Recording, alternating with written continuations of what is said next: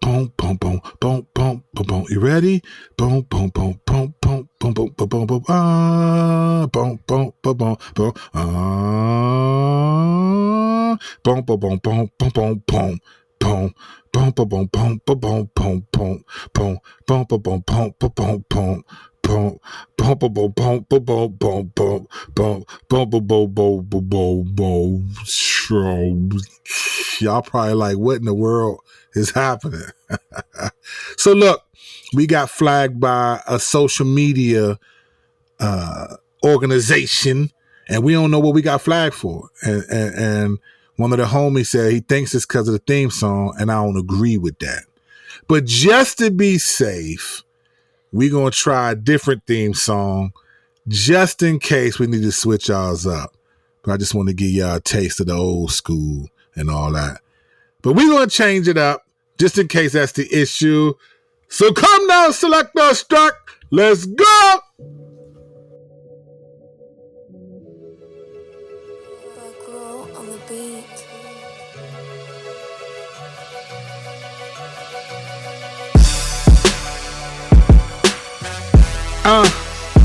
Yes.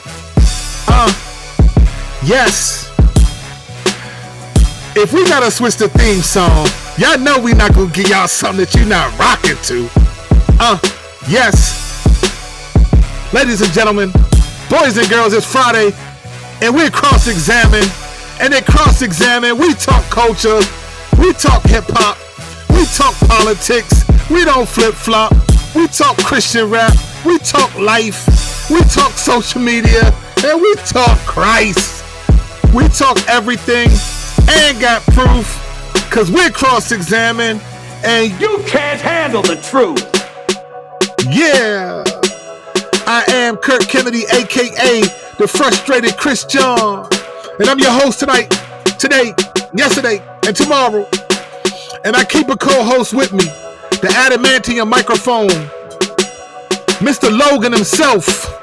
Ladies and gentlemen, come on already. Welcome, Stract the Wolverine. What up, what up, what up? What's going on? Yeah. This season 3, episode 11, man. Listen, hold on. Before we do the clap, that beat, though. That beat's crazy, though. Fam, that joint, that joint got me ready to write a track. Hey, Slim, I was getting ready to freestyle. I was like, yo, yes, I was getting ready to spit.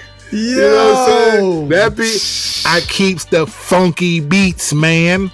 I keep it. I got a plethora. All right, so episode numero 11. Yes. Thank you. Get the clap on. Clap on. Clap off. Remember the clap? Did you ever have the clapper? Nah, I never had the clapper. I had that joint, man. That commercial was funny, That joint was, but that joint used to work, though. I give it to him. It didn't work every time, but that joint, sometimes it would work when it wasn't supposed to. You know, clap on, clap off, the clapper. That's it. You know, you imagine. Some people may take that the wrong way. I'm about to say, some people probably would. You put that in the infectious diseases category, and that might be something different. But now we used to do that joint. I just be like this, and the joint would cut off like this. Oh man! Come back on. We had that joint, man. It was one of them. Yo, if I was to walk in your crib and you would do that, I just bust out laughing. Yeah, but see, I don't have it now. This is when I was a kid, you know. But you know, we can get one from Spencer's though. We just got find a Spencer, find a Spencer, and go in there. It's right beside the fake butt. The Spencer joint, the fake. Clap the buns. Yeah, that's it, man. Hey, I know we talked about this before. But I still think butt smells like cheese sometimes. I'm sticking by that, man. Especially there's certain cheeses. Butt smells like cheese or cheese smells like butt? They're one and the same. I don't know. When something's happening, something is going on with that situation. But it's like there are times I'm like, man, it smells like, but it's like, nah, you just had some lasagna, maybe some cheese. It's some Limburger cheese or something. It's like, man, I don't know what. So I'm telling you, that cut the cheese is a literal phrase. I really feel that real way. Rap. Hey, listen. Real rap. So we don't know if this is copyright crackdown. We got this thing. We always get these things on YouTube because we play other beats and stuff, but they never say like you in trouble. They just say, hey, the people whose beat you played are going to monitor this to see if it's worth pursuing for monetization, and it ain't. You know what I'm saying? We don't even care. We do this for y'all. We don't really do it for YouTube. We're not trying to monetize on YouTube. So we get those, but this one came from Facebook, and Facebook, I don't know what they doing these days, man. They just look. Here was a wild part. They didn't even tell us what we did. They just said, "Here's the action taken." Facebook just got the clapper. Yeah. You know what I'm saying? They just clapping at cats. Man, what? They clapping. They off the Griselda. I mean, they just For real. And Griselda got that from the Fat Boys. Stick 'em, ha ha ha, stick 'em, stick 'em. Yeah, y'all hit your chest if you know about that. Yeah. Stick 'em. I did that joint on Grime Time. I was like, you know what I'm saying? Threw it in there. Beat your chest, man. That's hip hop. So anyway, I just think we got. So we don't know if that's it. So we're not trying to change this theme song, but we just want to see what they say, because it could be some of the content. That's what I think. It might be something that we said and people might have been offended. You know how this is the, I disagree with you decade, the United Safe space. United Sissies of America. I mean, people are just softening my 9-year-old around this joint. So, and my 9-year-old ain't even that soft for real. But I mean, but if we have to change it though, this beat is tough. Oh, if we have to change it, we're gonna slide right there, because that joint is still grabbing your neck. It's pulling you in, baby. Hey, listen, I got. Speaking of getting got, I don't even know if we said getting got, but we're gonna add that in right now. Let me tell you the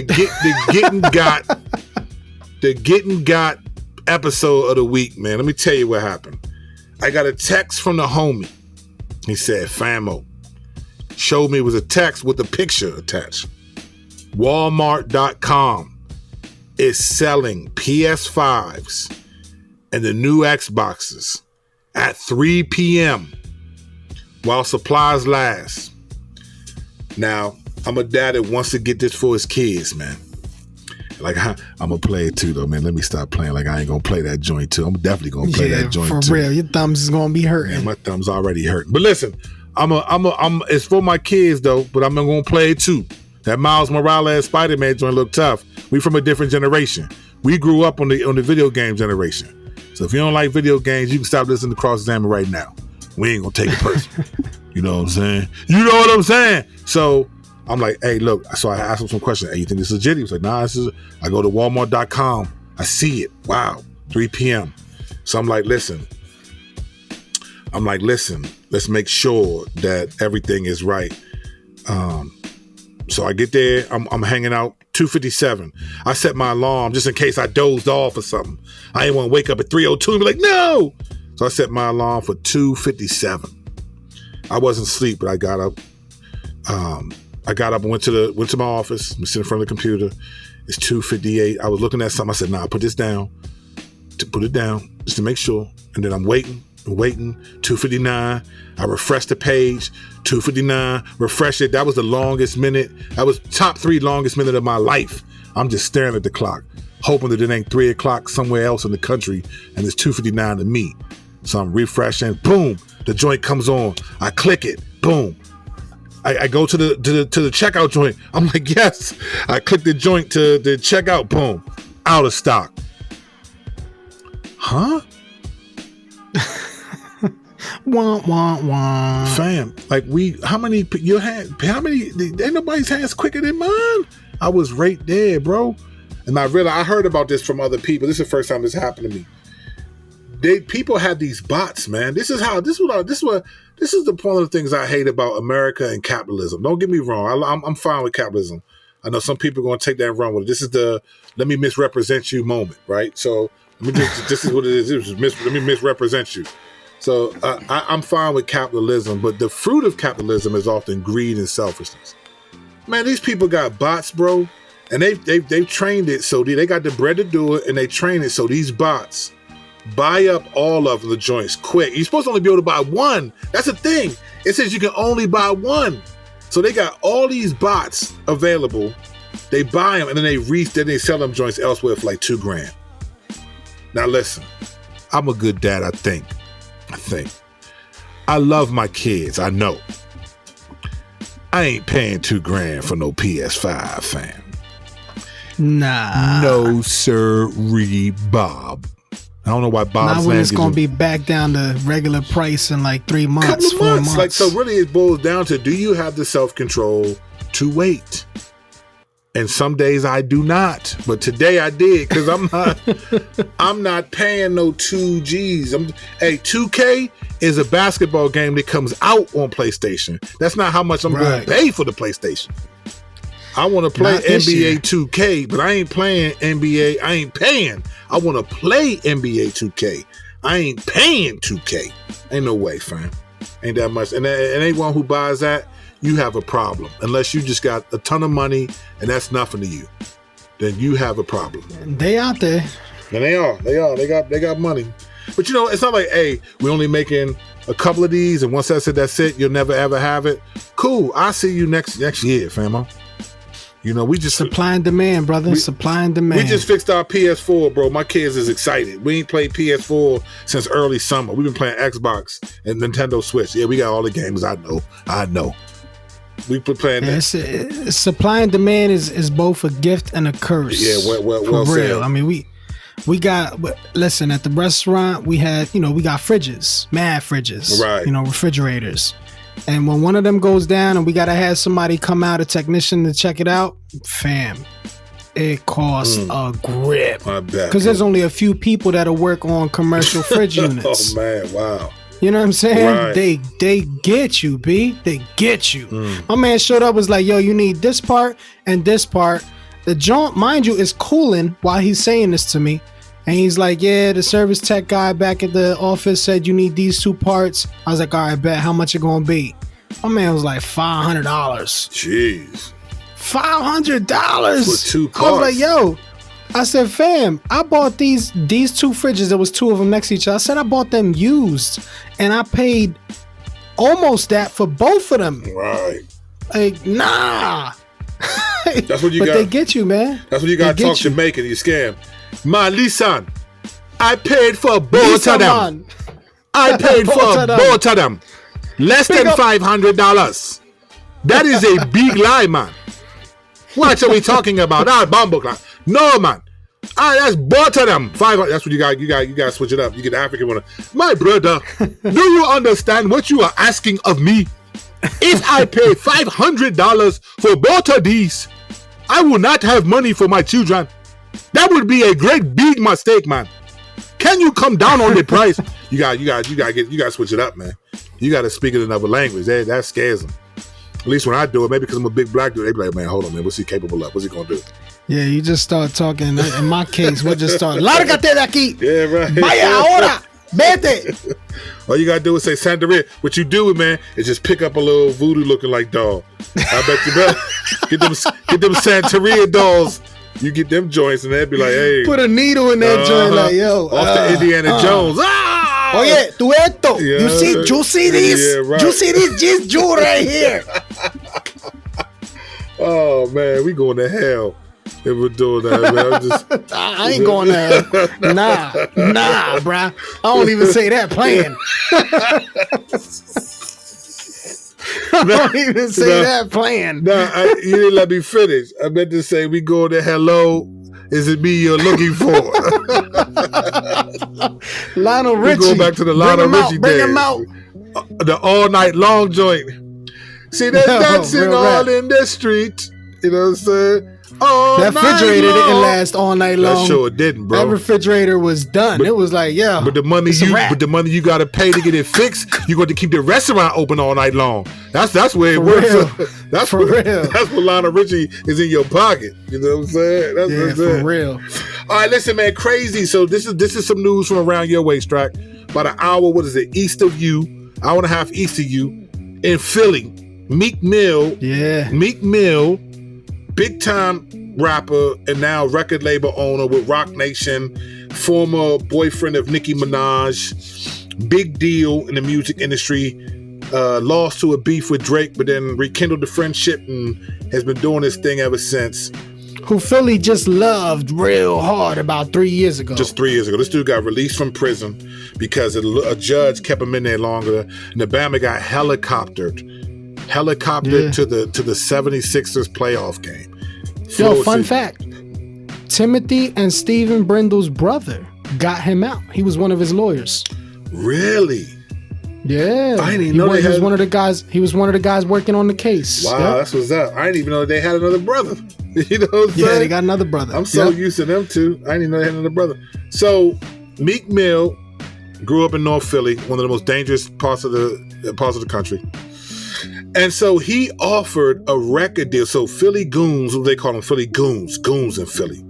A.R. Ab and them, they goons. Like, so these dudes, he offered them, there's been a lot of like murders and stuff going on in North Philly. So he said that he would give a record deal. He would sign any artist that is willing to put down the guns to stop the violence, right? That's crazy. Yeah. I'm gonna give it, and you know what the dude said? Man, who are you, fam? They was like, man, you're not even from here no more. They mad at him because he's not supporting the violence. And they checking him and said he's not welcome there anymore. And so his response was like, man, you crazy. We run Philly, man, LOL. That was a way that he was trying to, man, I think he was trying to maintain some credibility, but at the same time, like, man, I ain't pushing back because these dudes is like them real goons. They stay out there like that. I ain't saying Meek don't got dudes with him like that. I just thought that was disappointing, man, because here he is saying, listen, I'm trying to pull you out of it. Like, you know his hustle is to get people out the streets. You know that. And I just thought, man, that's kind of crazy for him to offer a record deal to get dudes to put the guns down, and they don't want to do that. Like, they so pressed to represent their hood, which is to kill other dudes, that they would rather do that than take a record deal and get money and the potential to provide for their family. That's just crazy to me, bro.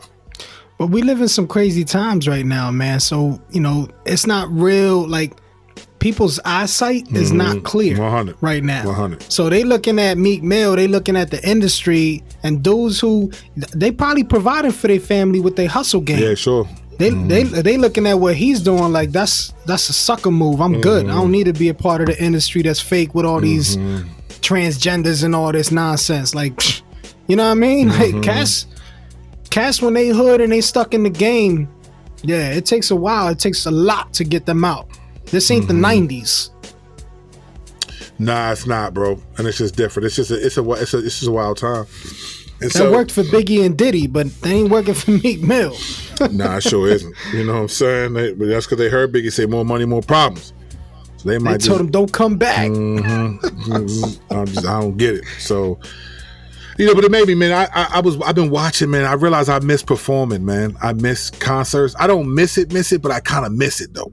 So I stumbled across this Brooklyn hip hop festival on YouTube. It was Busta Rhymes performing. It had leaders of the new school. He brought them out there with him. And nice. I was like, wow, look at this joint. So he's rapping with them that is just another case of that old PTA. So he's hitting that joint. And then they do bring out, this before Fife was, died. They bring out Fife and Q-Tip. And they doing the scenario. And I'm just like, yo, that joint is crazy. And it just made me, man, there was a time where I traveled a lot when I was Voice.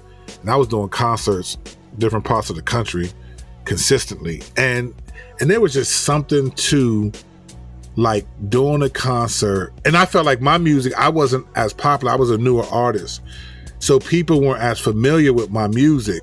Because, when people know your stuff, man, they just rock out when they hear their favorite song.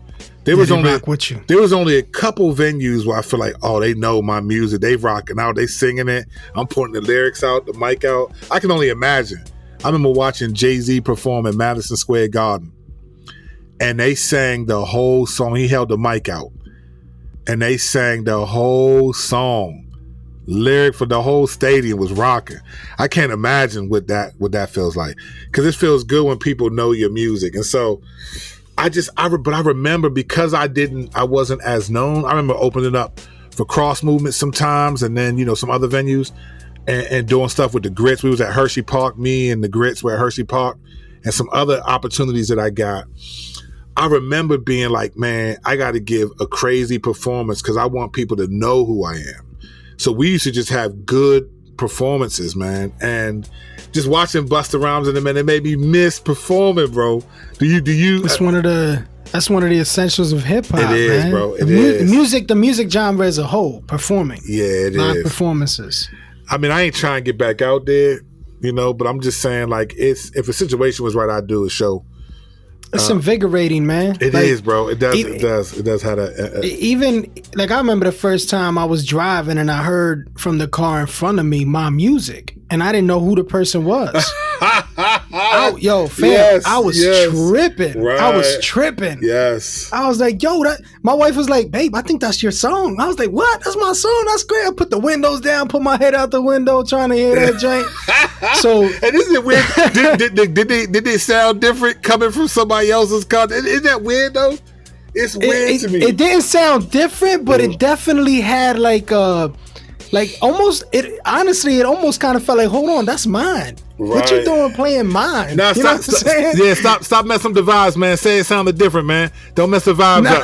So it sounds different, definitely coming out of other speakers. Yeah, all right, I'll give you that. I'll give you that. I'm just saying, like, my bad. Messing the vibes up, man. This is the division culture, man. We gotta divide, bro. Man, it's wrong mathematics, fam. But we multiply, man. We baby's kids. Hey, listen.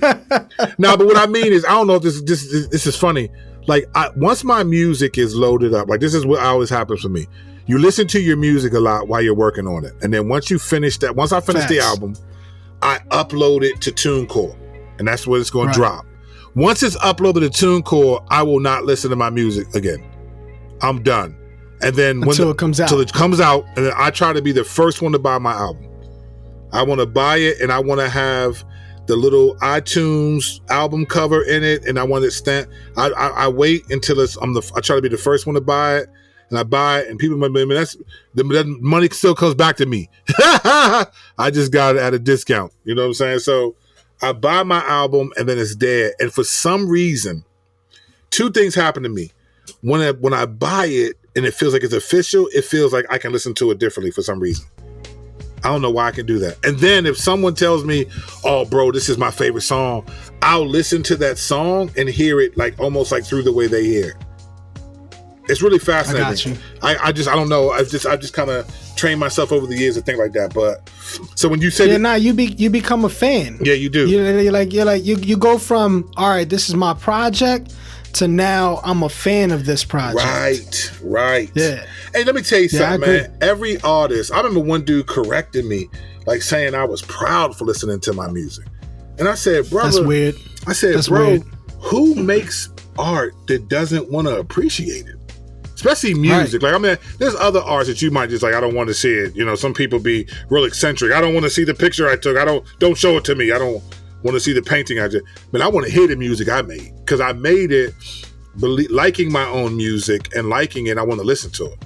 And so it's like, your music is just going. I was having a conversation with somebody the other day about creativity and creatives as a whole and how we think and process things. And one of the things I mentioned was, as a Christian, as a believer, we do all things as unto the Lord. Right, yeah. And there's this constant desire to, like, the concept of having daddy approve of what you've done. Right. You know what I'm saying? So when you make music or when you paint a piece, like for myself, I paint a piece or I listen to my album, like I stare at that piece and I'm like, yo, I can't believe I made that. Right. You know what I'm saying? Like, yo, and it's not from an arrogant position, like, yo, like, nah, yo, I made this, nobody else could do this. Like, nah, it's more like, yo, I really can't believe that I was able to create this. Thank you, God. You know what? That I'm able to. Go ahead. Unless you are an artist, I don't think you can really understand that. Like, I don't think you can really understand what you're saying unless you've put out, and not just an artist, when you've put things out there into the public for consumption. I don't think people realize how scary that is. It's super scary, intimidating. Man, because listen, everyone makes music that they like. And so when you do art, like music or acting or whatever it is, we'll just take the music because that's where we at. When you make music and you put it out there, you're making music that is a representative of sort of what you thought and felt in that moment. Like, my music is very therapeutic for me personally. Because I don't perform that much, I don't even know my own lyrics, bro. I write my stuff in my phone, I go to the studio, I rehearse it a couple times. Sometimes I don't have time to rehearse it before. I rehearse it in the studio. I'm just sitting there, I drop it, I record stuff like, yeah, okay, let me hit that again. Let me do that again. Okay. Then I warm up and I'm like, all right, I feel it. I'll record it, bro. And once I'm done recording it, it's done to me. It's like a therapy session. Right. I'm done. Right. Like I have to go back and listen to what I said because I dumped out what I felt and all of that in the lyrics. And then I move on after that. It's a therapy session. This is how I felt. Right. And so when I hear it all together and I know it's out there for public consumption, it's like, wow, people could take what I just did and be like, this is terrible. And that can happen. And that's why artists get offended, because you're protective of your work. But I also have to accept that there's going to be people who don't like this, you know? Plus, I mean, one of the things that I think people don't understand also, if they're not a creative, I mean, I know hip hop comes with this, like, a requirement to have bravado and this, like, yo, I'm better than the next man. Right. But the reality is, for creatives, most often we approach things with this insecurity and this thought of an inability to even do what we're about to do. Yes. You know what I'm saying? Like I'm looking at a canvas and I'm looking at this photo and I'm thinking, I gotta make this. Like, you know, this is crazy. God created this. How do I recreate that? You know what I'm saying? Or how do I bring words out of nowhere that make sense, go in rhythm, rhyme, have schemes, rock to the beat, and are gonna wow people? Yes. Like that. You know what I'm saying? Especially when you're competing with a bunch of other people. Right. Like who you know are amazing. Right. You're always competing. And if you're an artist, music, you're always going to compete with people's discographies. Like, you always want to stay up to the level. Well, what I mean by that is, like, when someone says, like, give me your top 5 or top 10 list, right? Most people are going to list artists, not objectively, but that subjectively have affected them. Right. Like, this guy's music was at a point in my life where he introduced me to this, you know, that's just going to be what it is. And so you could have a better album or be a better whatever, but this artist impacted that person, or their discography. They got these albums that they just can't be like, there's no way that this dude is better than it. So it's really fascinating what you're really always competing with when you put out music. But you're also competing with there's so much to draw people's attention from. It's amazing that anyone says, I'm going to buy your music. Yeah, it's amazing when anyone says, I'm going to buy your music, because I don't, you know, like you, I don't release my albums first to be downloaded. Like, I don't release them for stream. I wait a couple months to do that, because if I do that, then everyone's just going to stream it, and then I'm not going to even recoup, because that's one thing you still want to do. You're still hoping to at least recoup what you did. But it's fascinating, man. Music it's a wonderful misery. It's like this great. You work on it and you think like, okay, is this good enough? Have I said this before? Does this hit right? And then that's why I jokingly said, I was joking when I actually tweeted. I put this on Facebook a couple weeks ago to my fellow artists. When people hear your songs, they be like, yo, this beat is crazy, or that hook was bananas, but they don't say nothing about your rhymes. Does that tempt you? You know? And I think because as a rapper, that's your main instrument is your vocal. You know, it's like, okay, this is what you're doing. And people are like, yo, the beat's crazy, the hook is banging, but they don't say that like, oh, that was crazy bar. It's like, oh man, what does that mean? So you're just sensitive about your stuff. But I've known that there's people just not gonna like your music, and there is some objectivity. Like we should always strive to be better because we're honoring the Lord. I feel like I don't know. And I know this is sounding like a music conversation, because we're not. We're about to talk about something very serious and suicide. But I do think that Christians at times, we shortchange ourselves because it's for the Lord. Like, just because it's for the Lord, people who know the Lord should just take it and receive it. And it's like, nah, fam, I'm not going to do that. Like, I don't want to give you art that I think is just 50 playing, that's not really done well. And I think you should just support it because we're all believers and it's for the Lord. And nah, I think we should be creative. I think we should be dope because we're doing it for the Lord, not dopes. Yeah. You know what I'm saying? That's where we can take the titles and remove them. So though I may be a Christian MC, right? My audience isn't necessarily Christian. Right. You know what I'm saying? Like I don't make music just for the Christian box. You know what I mean? Yeah. I make music for anybody and everybody. It's just heavily saturated with Christian content because that's who I am. Right, that's who you are, and those are the people who agree with that content are going to be drawn to that. That's real, Right? But that's where. So I appreciate everyone who's brave enough to put out an album, because you're going to get some stuff that people like and don't like. But I think that's what makes us better. Like when you learn to say, okay, I may not have gotten, the album may have sounded better to me when I did it than it did to them as they hear it, but you learn from that, you know? Yeah, you do, for sure. You learn from it. So having said that, let's talk about, we had an album drop last Friday. We mentioned it at the end of last Friday. The young spitter, Regenerate Nelson, he dropped a project and called The Flying Scroll, and we want to talk about it. So Yes. he's with Christ. Well, he's not with Christ, but the album came out on Christ-centric. It was a Christ-centric and Regenerate collab. Right. Okay. Specifically with Doctrinal. Okay. Right. Doctrinal. That's MC Goya. AKA MC Goya, AKA Don Carlos. MC Goya. All right, so that project dropped, 12-song album, I think. Some of them are instrumentals, though. And Strack, what was your perspective? What'd you feel about it? What'd you like? It's definitely a niche project. I'll say that from the gate. It definitely fits a certain fold. This is not the project that's gonna go out and reach across boundaries. This fits in its certain lane, and that can be, sometimes viewed negatively from abroad and from a greater perspective. But for those who love the gritty boom bap, East Coast type beats, this project is for you. I mean, you can bang with this. Like, Carlos went in his bag for the Doctrinal went in his bag for these joints and these beats. He's doing something a little different than what he has in the past. I think he's just really trying to be true to the culture, to the boom bap sound, and he's bringing it out in a great way. I really appreciate that part of the project. Now, as for Young Nelson, Regenerate, dude has mad potential, man. Yeah, I think he does have a lot of potential, bro. A lot of potential. His writing game is tough. His lyrical content, he's good. When he gets in rhythm, you hear the moments of shining. You know what I'm saying? Yeah. Throughout the project, where he's like, "Yo, dude, shining right now. Like, I'm digging this."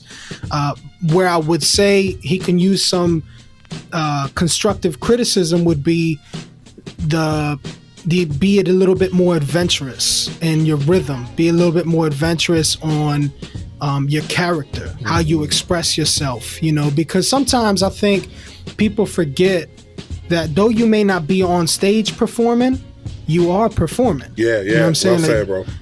When you stand in front of a microphone, there is a performance going on, because every time somebody hears your project, you need to draw them in and make them feel like they're a part of what's going on. So, and sometimes I think people miss that. Yeah. And that's something that can also be learned in the process. And I think that's where the character comes out. Who you are really comes out as an artist when you consider the fact that you're performing and people are listening, and it's something that with time you learn that. I would agree. So bro. overall, it's a decent project, man. A lot of good feedback has been given. I've seen a lot of good feedback on Facebook. Different people have commented and said, "Man, hip hop is back." They've even made those kind of statements. So people are loving the project for sure. Yeah, I don't think I have anything to disagree or add, bro. I think it's everything you said is 100. I 100 stand by what you said, man. And I think it's, there's always room to grow and improve. So like you said, be adventurous, take chances. I think, let me say this. I do want to say one thing. I think sometimes, particularly in CHH, even Lecrae, like one of the things that I think we everybody gets on Lecrae because he wanted to be a Christian. It's not all this stuff, right? And I think a lot of us though want to be accepted as a dope rapper though. Like a lot of us do. Like all these people, like we're just doing it for the Lord. Yeah, but we want people to be like, your album was dope, bro. We want people to see us as skilled at what we do and that they benefited from it, right? So I think that's there. I think sometimes though, in CHH or whatever we're calling it, CHH, I feel like we're trying to rap to impress people with the way that we rap and not always dealing with like, okay, my music needs to connect with people. I need to connect with people musically and not just through like schemes and the different kind of things that we do, but that we need to connect with people musically. And so because of that, I think there can be a disconnect when we're just trying to like get our styles or get our stuff out there and not really be like, okay, no, does this actually connect with people? So I'd say like, man, even like his flow is real rapid and I love that about his flow. But sometimes, bro, slow it down so you can tell a story or bring us into something, And he has done that. I've heard him do that on features. Yeah. I think but again, it's his first project. So on one level, I don't want to say nothing bad about it because I get it. But I just think for improvement, you got to think about, who are we trying to reach and not who you trying to reach and try to make music that is going to, what's the impact you wanted to have? What's the impact you wanted to have? I think that's what it is for me. I know now with who I am, what impact I want my music to have and what I'm trying to accomplish. And that shapes the way I do music and why I choose the way I do. So once he learns that, I think he can be a force, man. He'll be a force to reckon with. For sure. Once he learns that. For sure. But all right, man, we're going to skip these other things. I want to talk about the FBI has an investigation into voter fraud. And I just don't feel like talking about that actually right now because I just think that whole situation is just wild to me. If I'm just waiting to see what happens, if the election is going to get overturned, I just do not think it is, my bro.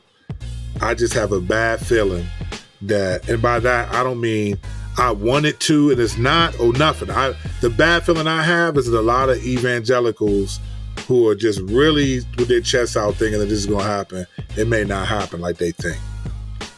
And so I just don't. I'm not seeing it from the stuff I'm saying. But who am I? I'm not the Lord. I guess it remains to be seen. So we shall see. Yeah, I know you see it though. I know you see it. You see it like a 27th zenith. What? See what? See the vote getting overturned. I know you see it. Since when? I've been clear about that. I don't. Yo, I'm over here about to treat you like the dudes from Philly treated Meek Mill, fam. Like, yo, get out my hood, dog. Yeah, right. Nah, if I don't mess with you at least once episode, it ain't an episode, man. I know you. So. Yeah, nah, I'm listen. Anyway, you don't want to talk about it. We ain't talking about it. Let's keep it moving. But no, say that one thing you was about to say though. Say what you was about to say, because I think I do want to hear what you think. Say what you was about to say. I think what I same thing I thought last week is Trump's gonna do everything he can and use every muscle he got, even though it's 70-plus-year-old muscles, and I don't think it's gonna get overturned, but I'm not mad either way, honestly. If it does, it does. Cool. If it don't, it don't. We got way bigger issues, man. The church got way bigger issues than this. Yeah, you know what I'm saying? Yeah, we really do. So we shall see. We really do, brother. Well said. Really do. And I think that's. But that was funny though. I'm glad you got a good laugh out of that. I'm glad. I know you had to lean back on and everything. I did. I needed a good laugh because our episode tonight is not funny. Right. It's actually and the research for this episode, it just I was affected by it because one of the things that we've all heard about this just being a reality, right? We've heard about from the beginning. I remember telling my church when this all started, I think it was the second or third, after the second or third. So Friday, March 13th, they closed schools. They told schools, we're closing early. Kids are going to be released. And it was right before spring break. So they're just going to have an extended time until they figure it out. No one knew what was going on. So that Sunday was March 15th. We had 200 plus people on a Sunday. And I did a message on God's sovereignty. And we were in Romans. I thought I was setting up a message on God's sovereignty to get into Romans 9, because Romans 9 can be a challenging passage. It's a challenging chapter in the Bible. And I didn't know that I was setting it up to God's sovereignty over COVID. The following week, they said less than 200 people can gather together. And all this stuff they were starting to report things and people were getting concerned. So the following week, I had 100 people in my church. And then by the time the next Sunday, which was the 29th, 2 weeks later, they were like less than 10 people can gather together. So the 16th is when we shut our doors basically and just did to-go orders at the restaurant. Yeah, and that was it. And so from March 29th. And that was our 5-year anniversary, by the way. Wow. Which is trippy. Yeah, that's crazy right there. Unhappy anniversary, bro. So, I told my church that I'm not concerned with the economic impact of COVID. I'm more concerned of the psychological impact. For sure. And I wasn't thinking necessarily about suicide, but I was just thinking about this is going to affect us in traumatic ways where like every sniffle is going to be, do you have COVID? Every sneeze, every cough is going to be an alarm for people, right? So this is what I was struggling with. Now, when I say struggling, I mean, this is what I was foreseeing as going to be the struggle. So we talked through it and all of that. And then I would hear things about like, domestic violence cases are up. Not in my church, but just in the culture, in the country. Spousal abuse is up. Children, abuse of children is up. And then I heard suicide was up. And I was like, are you serious? Are we really talking about this? The suicide is, and it made sense, but on one level, it's just not something that you normally think about. You don't normally think about it. And I just realized, man, I'm not sure if people know how serious of an issue this is. I'm really not. And I think if I'm being fair, I know it's a serious issue because I'm aware that it exists. But it wasn't until just doing the research for this episode where I realized like, wow, this is a really serious issue, man. And not like on some dub, like on some real, like, wow, this is when you think about what suicide is, it's the point where a person has made a decision to end their life on earth. And to be honest, a lot of people that commit suicide, they're not Christians. So they don't have any guaranteed comfort for the next life. Believers, even if we don't understand how it's all going to fit and look and what's going to happen immediately and all that stuff, we have a guarantee from the scriptures to be with Jesus, to be with fellow believers who went before us, to get a glorified body, to eventually, see heaven, the new heavens coming down out of the Father and landing on the earth. And that thing is going to be, huge city that covers a span of 4,000 miles. It covers a span of, almost America. And there's gonna be new earth. And so you get that comfort. There's that there, but it's not always there. And people will get to a point where their lives are so in despair that they would rather end them than continue with what is happening in their lives. And I just thought the reality of like the impact. You think about your family, like if I took my own life, how that would impact my children and my wife and then my church and then other relationships I have. And it's just like, and some people get to that point where they feel like that is the best option for them. And so as I've heard it being on the rise and looked at certain things that we're going to talk about in the next hour or so, I was really saddened, bro. I was really grieved today. Remember when I first sent you the treatment, I was like, man, I don't feel like really giving you a lot. And then I was like, man, and then I said, man, we'll just kind of talk through it. But I was like, nah, this is too serious of a treatment to just like not.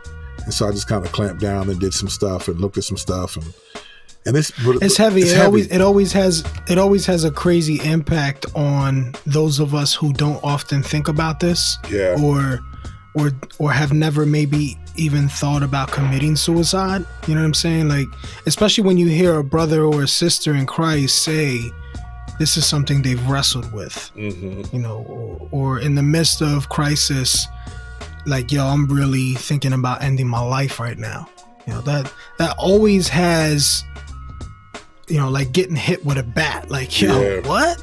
Hold up. What do you mean? You know, of course you don't react like that, you know, if you're trying to counsel the brother or sister or trying to love them through the process. But that's the initial reaction inside. At least for me, it's like, man, I can't believe I even missed this. Like, why didn't I see the signs? Where was, you know what I mean? So it's definitely one of those things, man, that just kind of catches you like kind of off guard, you know, how serious it is. Yeah, I think, and as we get into it, I think people will see that. And so, and I'm going to say one thing before we move forward. If you're a person listening and you've maybe attempted to take your life, or you know someone, you're affected by someone who's done this or attempted to do this, believe it or not, you know, we're not here as experts or to make light of this reality. And if you need someone to talk to and you feel like you don't have anyone to talk to, then please email me, email Stract. You can email me at curtkennedy@me.com. Stract, you can tell, where can I email you? His hype man, stract@gmail.com. Yeah, we'd love to talk with you and try to point you in the direction. We're going to give some resources at the end of our show, but we want you to know that what we're talking about today is not to make light. We don't want to in any way say things. This is not the portion of the show where we will be joking. That was at the beginning. We're going to talk through this and give some history and some facts, and some of this stuff is alarming. So if you are one who has struggled with this, attempted this is not in any way to make light of your issue. It's actually to make light of the severity of this and for us to be sobered by it and think about what can we do, those of us who may not struggle with this particular thing. So I just want to say that on the front end so that we're not trying to trigger anyone or tempt anyone to be upset. We just want to talk about this issue because it's one that's not being talked about a lot. Everyone talks about dying from COVID, but not dying because of the cultural dynamics that COVID has actually further exacerbated. So, yeah, I think sometimes we miss that talking and discussing and working through things often gives us some solid ground to stand on where we might be slipping or tripping, you know. So that's what our intention is, to just talk about it, shed light on it, and apply some truth to it. 100%. So I want to give a little bit of history on this idea of suicide. There's a lot of history here. Now, the term suicide goes back to like 1651. Basically, you can find this in the Oxford English Dictionary. That's where sort of its first occurrence comes from, a guy named Sir Thomas Browne's in a writing called the Religio Medici. Written in 1635, and it was published in 1642. So this term, prior to this actually coming out, what people described, what we now call suicide, would be like self-murder, self-killing, things that kind of make sense and just describe. It was more a description of the reality. Suicide became the word and took on its own meaning, and it's now what we have been using for the last just under 400 years in describing the phenomena of a person taking their own life. Way before this, back in Greek and Roman antiquity, suicide was actually accepted by some as an honorable means of death. And for some people, it was also the attainment of immediate salvation. So suicide didn't always have a negative connotation. You got philosophers like Stoics and others influenced by them, they saw suicide as a triumph of the individual over fate. You know, a lot of philosophy, particularly the philosophy of antiquity and the Greek philosophy, that era of philosophy, a lot of it had to do with fate. Fate was this determining factor for one's life. And I think a good example would be like if you've ever watched throwback Japanese movies. Yeah. You know, where the leader of the army or the samurai leader would take his own life by putting a sword in his stomach, a smaller sword, and twisting to end his own life because death by suicide was of greater honor than a loss at war. Yep. Perfect analogy, bro. It was honorable. It was expected too. It was expected that you would take your own life. And that was more honorable. And so this is back, I mean, the Greek and Romans, this goes back to them. I mean, Socrates took his own life rather than to violate the state's sentence of execution. You know, he took his own life. And many people saw that as a noble thing. So it was a common reality prior to Christianity, and people did it, and it was actually an honorable way to die, especially when faced with the embarrassment of someone else taking your life. And as we'll see in a little bit, even in the scriptures, we'll see some of that play out as well. For sure. Before Christianity, it was common, and there was personal suicide to avoid shame or suffering.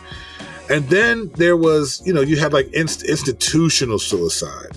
Actually, you see that stuff today. Like what was that guy's name that had those people thinking that a comet was coming? Bob Jones. Was it Bob Jones? Nah, man, go ahead, man. It wasn't no Bob Jones. Bob Jones. Nah, real rap. Jones. Bob Jones Senior, the dude who owned the Christian college. Jones. What was it? Jonestown. His name was Bob Jones. Jonestown. It might not have been Bob, but it was Jones. I said we wasn't gonna laugh. Man, go ahead, man. He told us about Bob. I mean, you gotta laugh a little bit, but we ain't laughing at suicide. I'm sorry, y'all know the difference, man. Jonestown, man. Like, okay, right. I'm gonna look this up. You keep on talking. I'll bring it up. Please do. I don't think it was Bob, famo. I think you off the fundy tip. Think you still walking away from that fundy tip, but. You stupid. Yeah, right. Again, please know that we're not laughing at suicide. Y'all mature enough to know what's going on right now. But like he told them Jim Jones. I'm sorry. Yes. Jim Jones. Yes, Jim Jones. 1878. Yes. And all these people drank poison.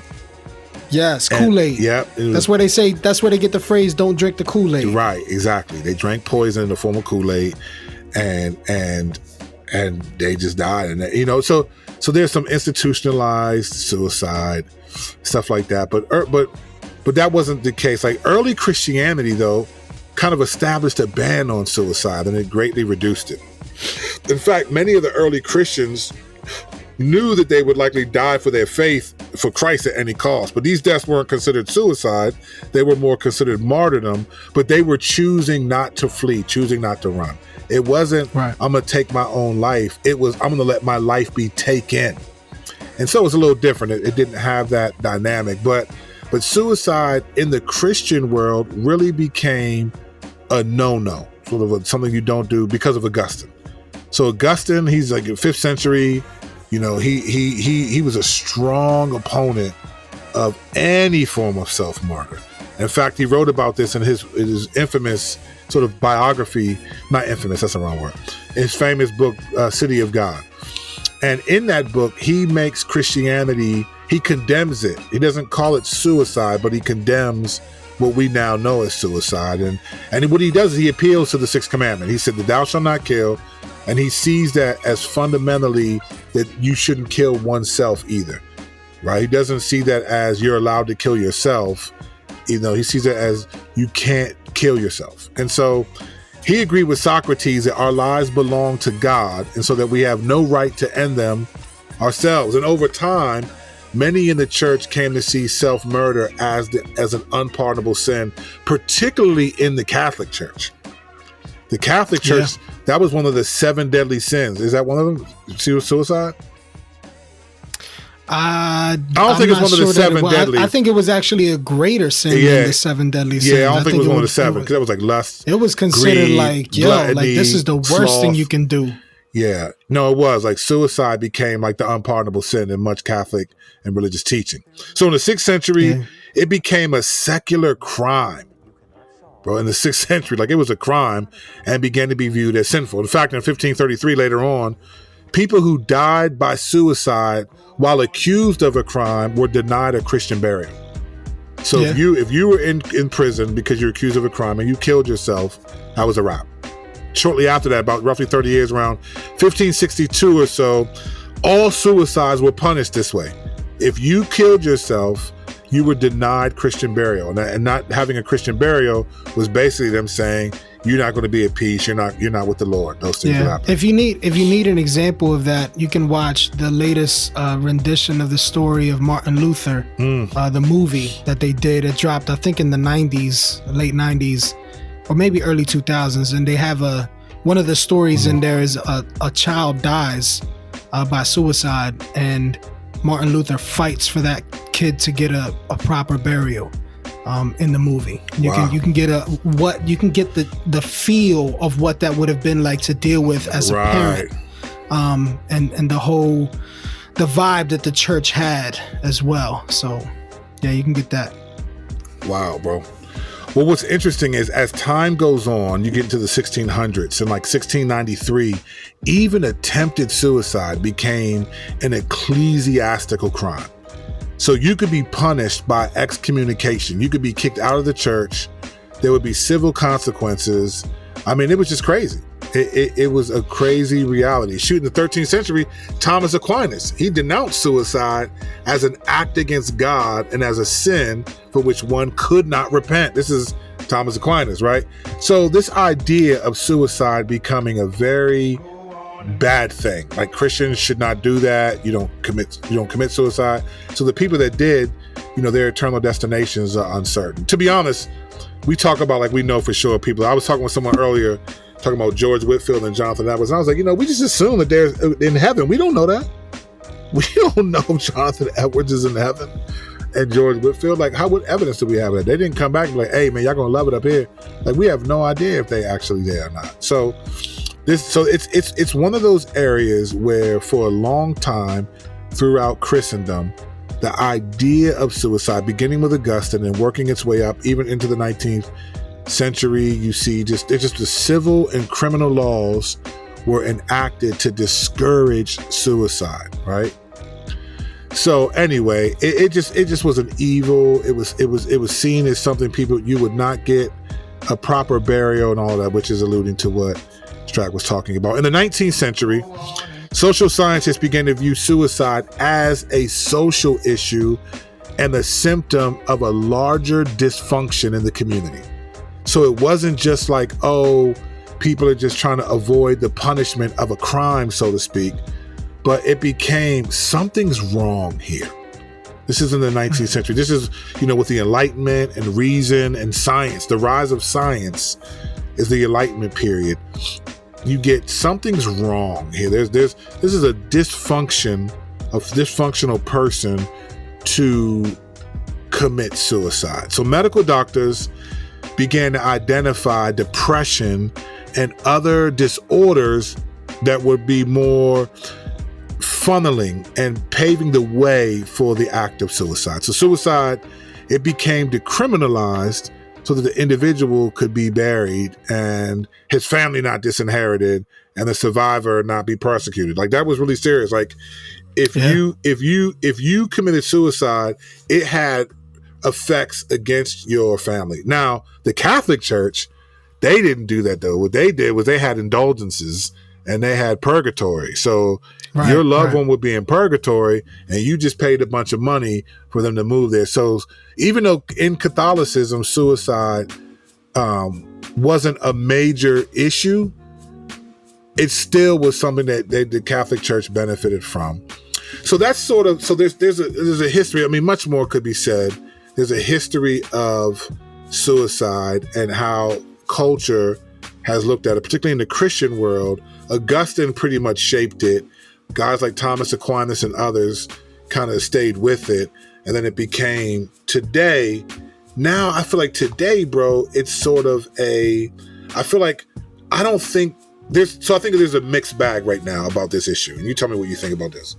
I feel like right now, a lot of people who are evangelicals would not consider suicide like you forfeit the kingdom. I don't think they do. I think there's some that probably do. I know in the Catholic Church, they still think it's like, nope, what's it, mortal sin? That's what it's called, a mortal sin, right? So it's a mortal sin, I think, when you commit suicide.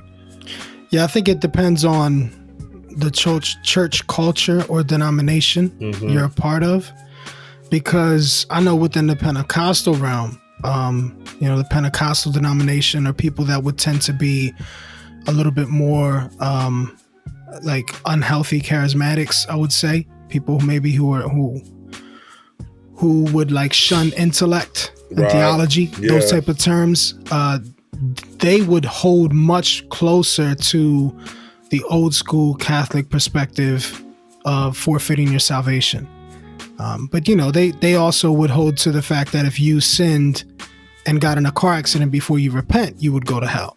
So that's very much embedded in their relationship with God. It's a very works-based system, without acknowledging that. Yeah.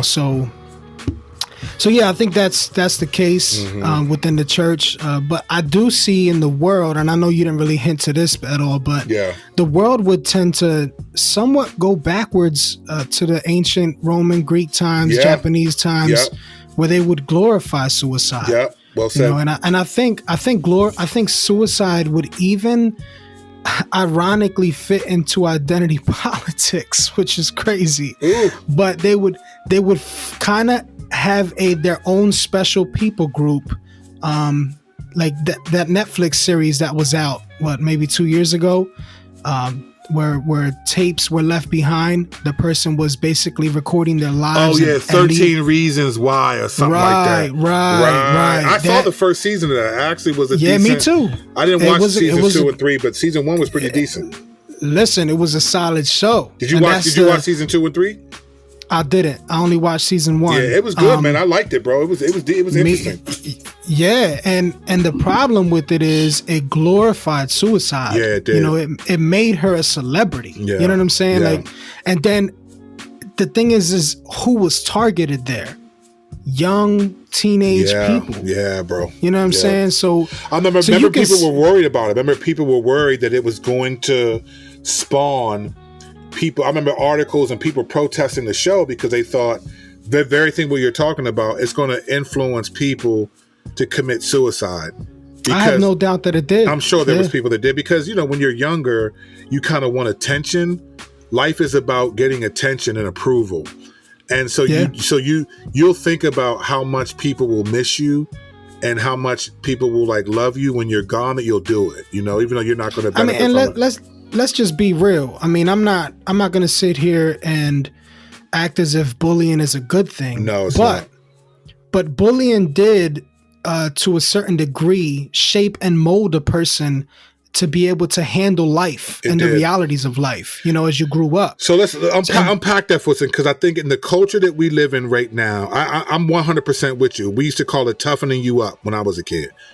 But like unpack that a little bit, because I think in the culture we live in, it's so taboo, and it's just a different culture. Unpack what you mean by that a little bit. So basically what I mean by that is people are sheltered. People are, and I don't mean sheltered in a good way, like parents keeping their children from experiencing things too soon. That's not what I'm talking about. What I'm talking about is you'll have, like, for example, we were watching an advertisement for a show, and on this show this person was telling her story. It's like one of those shows where people show their talent. And this person was telling their story, and usually the stories are very like heart gripping, like you're like, yo, that's so dope, like their dad died at an early age, they fought through it. This person, their fight was being told that they weren't a good singer, being told that they'll never make it, like being bullied and said, you sound like this kind of animal. And they worked it up as if though these were the worst things this person could have experienced. That's the society we live in today, where if someone disagrees with you and what you believe, they are attacking you. Yeah. You know what I'm saying? Yeah, like if someone 100. says, you know, oh, you believe in such and such, that's wrong. That's almost seen as a terroristic threat. Mm-hmm.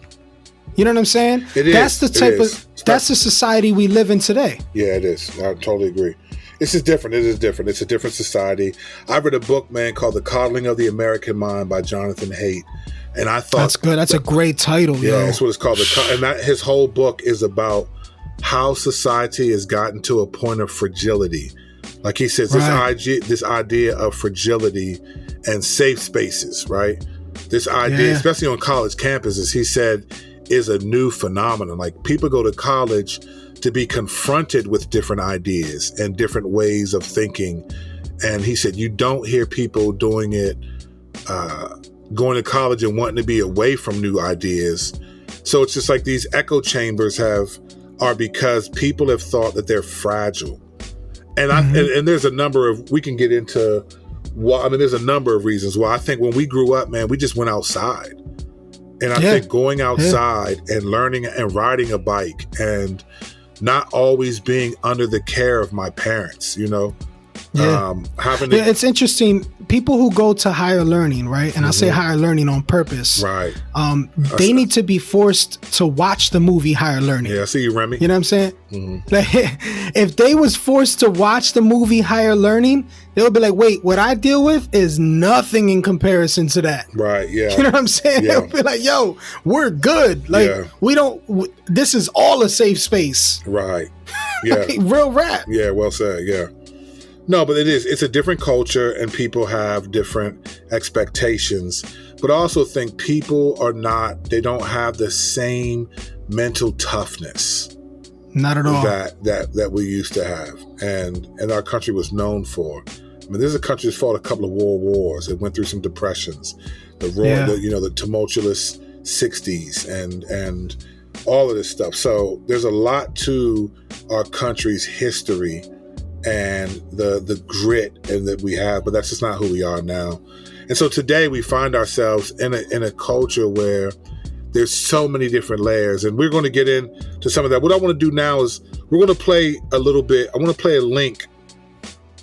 We want you to hear just a little bit from a broader perspective, because we've given you somewhat of a historical perspective, and now we're going to talk about America, like where we're at right now with this idea of suicide, and then how COVID has contributed to it to a much greater degree than I think people imagine. So we're going to talk about this first clip. We'll just give you some details. And then the second clip is going to be a description of someone who committed suicide. And we're going to talk through that and then come back. So we're going to play both of these back to back, and then we're going to talk about it.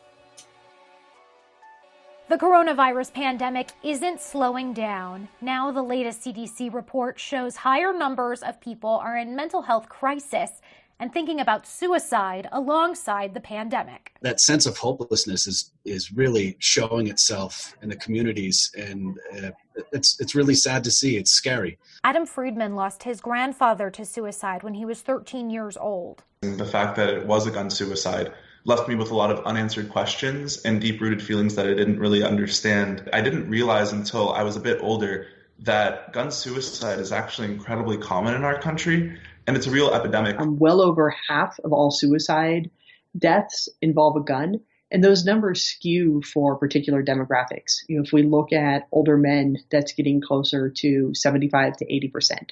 An epidemic that was already growing before the onset of the pandemic.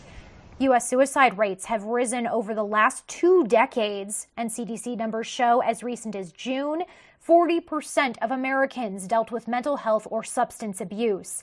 11% say they seriously considered suicide. It was significantly higher among people 18 to 24 years old, Hispanic respondents, and Black respondents, unpaid caregivers, and essential workers. It's been alarmingly active, seeing the number of suicide attempt cases that are coming through, and then reading the numbers of suicide increase across the country. It's very frightening. Psychiatrist Dr. Eric French oversees adult patients at the Medical Center of Aurora just outside Denver. He's seen more patients admitted for overdose and suicide attempts in a way he calls dramatic. One of the biggest concerns that I have is people still not being connected to the level of help that they need. French encourages seeking help with a mental health professional in person, wearing a mask, or through telehealth if someone is feeling in crisis. Meanwhile, advocates like Adam Friedman say it can be as simple as checking in with each other. If you need to talk to someone, call the National Suicide Prevention Lifeline at 1-800-273-8255 or text HOME to the crisis text line at 741-741. Lindsay Thies, Newsy, Denver. There is a heartbreaking loss in the front lines of this fight. A well-known ER doctor here in New York who battled to save the lives of so many others. Her family now says she has taken her own life after describing the horrors she saw. We get more now from NBC's Stephanie Gosk. Today, a tragedy of a different magnitude among the ranks of health workers who have treated the sickest of the sick. Dr. Lorna Breen, an emergency room doctor at New York's Presbyterian Hospital, took her own life. In a statement to NBC News, her father said, like the many heroes that are still there, she was in every way in the trenches of this war, fighting the effects of this COVID virus that she contracted herself. Dr. Breen survived the virus, but it was the grueling work, her father says, that took a grave toll. Life and death struggles are part of the job at any hospital, but for many health workers, the coronavirus experience has been more difficult and more emotional. I wish I had known the type of emotional havoc this would have caused on my life, the lives of my colleagues and my patients. Dr. Rishi Ratan spoke to NBC News last week from the University of Miami. It's hard not to take your work home with you. I sit at home reliving each death, each delay in my head. Nurse Ashley Way struggles with the same thing. I would say that was probably my toughest day, because I've never had to see anything like that ever. Not having someone at their side while they're sitting there dying.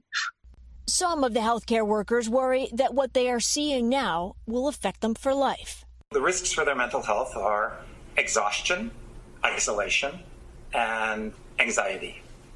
And that mix by itself really heightens the risk of everything else.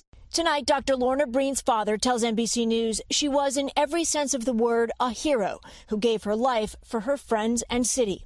A casualty, he says, of this virus, just like so many thousands of others. Stephanie Gosk, NBC News, New York.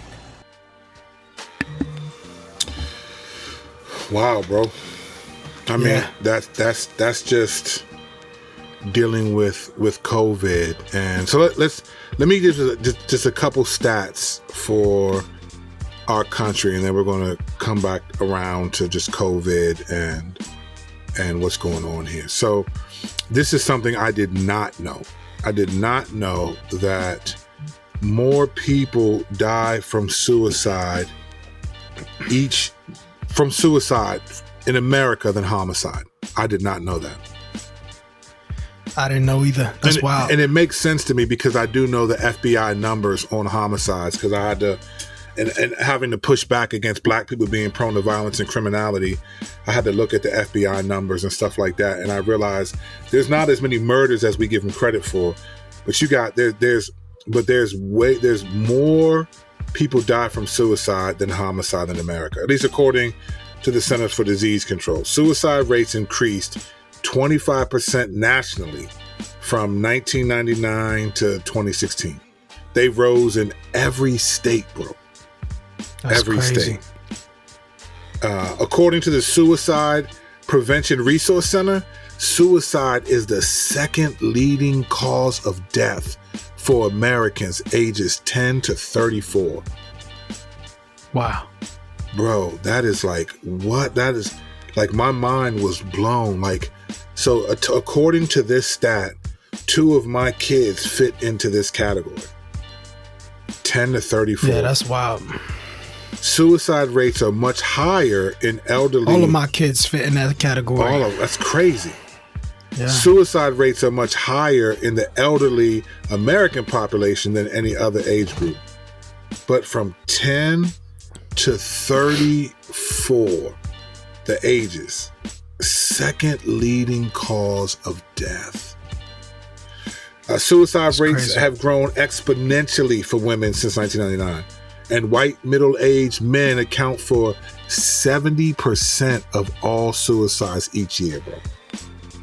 Wow. White middle-aged men account for 70% of all suicides each year.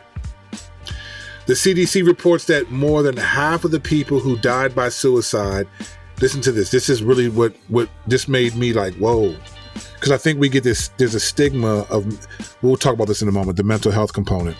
But the CDC reports that more than half of the people who died by suicide did not have a known mental health condition. Did not have a known mental health condition. So that's important because I think sometimes people just think people are just crazy. And it's just clear. And it's like, man, they're just manic or they're just bipolar. It's like, no, they didn't have a known mental health condition. 48,000 people died by suicide in 2018, but 1.4 million people attempted it. Yo, that's wild. Bro, like, 1.4 million people attempted suicide in 2018 and 48,000 were successful. Suicide has been a public health crisis for a long time. Since 1999, suicide rates around the country rose 35%. And I think while there's several factors that make people feel hopeless and suicidal, a lot of them, as we're hearing from the two video clips, the COVID restrictions have actually exacerbated the need for mental stability. And I think we want to explore why that is, but this is just, it's just like, so here's this stat. According to, this is August 13th report by the CDC, 1 in 4 young adults, 1 in 4 say they had considered suicide in the previous month because of the COVID-19 pandemic. So 1 in 4 young adults. Now, according to what they've said about COVID, this is a demographic of people that have the lowest chance of dying because of this, right? Right. This demographic has the lowest chance of catching COVID, the coronavirus, catching COVID-19 and dying from it. They might even have mild symptoms and move on. And yet 1 in 4 young adults, this is on a report of August 13th, 2020, the CDC reports that 1 in 4 young adults said they had considered suicide in the previous month because of the COVID-19 pandemic. And that roughly 30.9% of respondents said they had experienced symptoms of anxiety or depression. Wow, bro. I remember earlier in the year, Trump saying, don't make the cure be worse than the actual prognosis. Word. And I remember that too. I gotta agree that like there, and again, I don't know. I don't want to have a debate about COVID and about whether I don't know. I'm not trying to have a debate about mask on, mask off and all that stuff. It is what it is. I will say this though. I think he was right about that the cure, but I don't know what else we could have done. I don't know what else could have been done. A couple more stats and then we're going to move on. A recent mental health distress survey found that participants were 8 times as likely to screen positive for serious mental illness as participants in a similar survey 2 years ago. So like they were 8 times as likely to screen positive for serious mental illness. The vast majority of the 2020 participants that did this test, 70% of them met the criteria for moderate to serious mental illness. So you have this combination of Americans who do not display any known mental health condition, and then you have some that clearly fall into moderate to serious mental illness. But then you have some that we're not going to get into of people who fall into moderate to mental illness that do not commit suicide. It's not like everyone who commits suicide everyone who has moderate or serious mental illness. So, brother, I as I'm doing this, I'm researching this, I'm just like, wow, bro, this is really crazy. These are stats that are representative of our nation and what's happening in America. And it's almost like we have our hot button issues: abortion, LGBT, immigration. We have our hot button issues: racism, this and that, whatever. But there seems to be this lack of I don't want to say empathy or sympathy, but just lack of awareness of the significance of this issue. Now, granted, lack of awareness causes lack of compassion, empathy, and all those things. Out of sight, out of mind, right? Yeah, yep. So I think we got to think about, so how do we think about this? A lot of times we think about this from the vertical, from the horizontal. This is like, okay, people are doing this. I don't know anyone. You ever see these people? Do you know anyone that's gotten COVID? Like, you ever seen those like people say that stuff as if trying to say, almost like to say that it's fake. And it's like, listen, if only 250,000 people died from it so far, that's less than 1% of our population. Of course, many people are not going to know one person who died of it. Of course, you're not going to know someone who died of it when our country's 300 plus million people. But there's a sense of like, there's always this focus horizontally, and we don't think vertically about this issue. And by vertically, I mean, I'm guilty of it. Within certain conversations, I've used that. I've said that. Mm-hmm. I've said, how many people do you know died from COVID? Within certain conversations. So, and I don't mean to say it insensitively, but or lacking sensitivity over something that has actually occurred to many people across the board and across the world. Mm-hmm. But it kind of is, though, to be honest, though, bro. I mean, I feel you. It kind of is. I think it is insensitive, to be honest, because there are people who have died from it and who had loved ones pass away. And so that question, it's like saying, well, anyway, I think it can be insensitive for sure. It can be within certain, conversations with certain people. Yeah. Like if you're talking to somebody who knows someone who has died from it, then yeah, you're being insensitive. Right. So I mean, it's tough, man. It gets kind of hairy when you're discussing these things, because most times when I have that conversation, I'm arguing from, like you're saying, a certain position where I'm arguing against, let's say, lockdowns, and saying, but it's only affecting this amount of people. Like, we don't do that with anything else. Yeah. And you can't deny that and say, well, that's not true. You know what I'm saying? Yeah. But again, in certain conversations, that would come off as insensitive.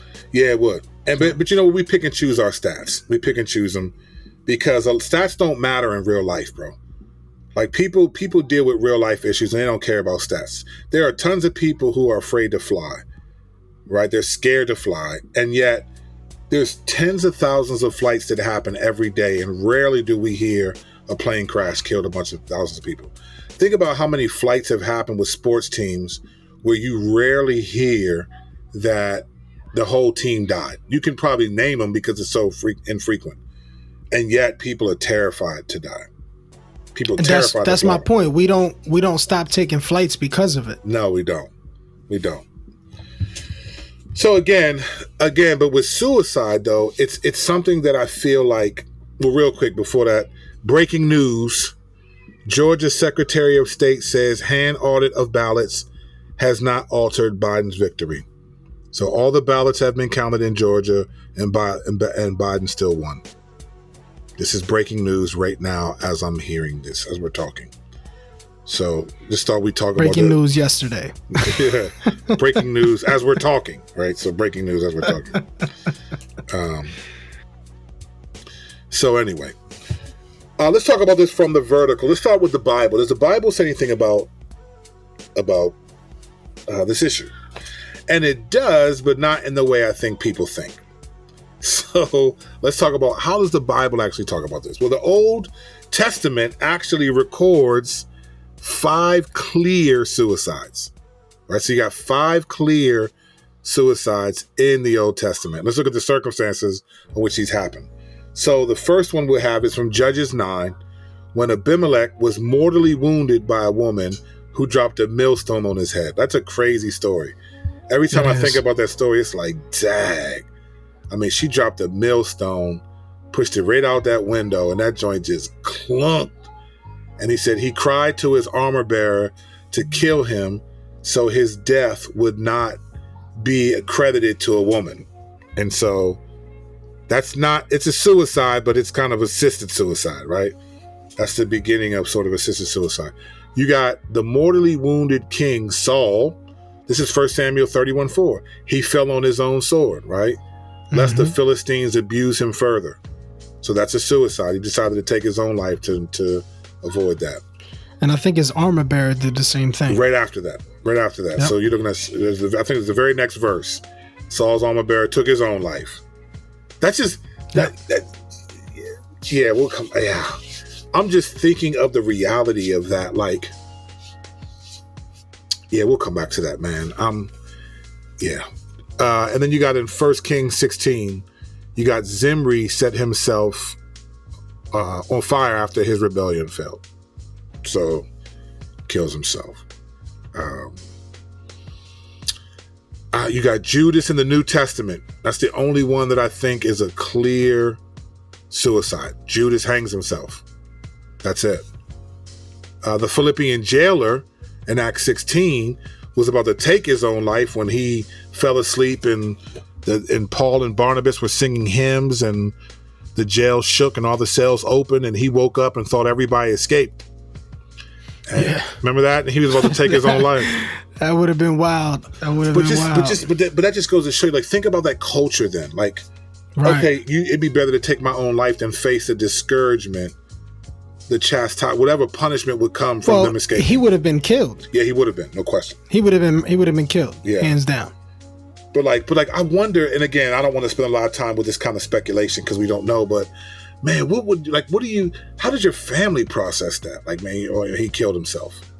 Like, it was better than the alternative in that day, but it still is like, wow, like he killed himself, like he's gone. Like and I think what strikes me about murder, like suicide, is that like, you're gone. You know what I'm saying?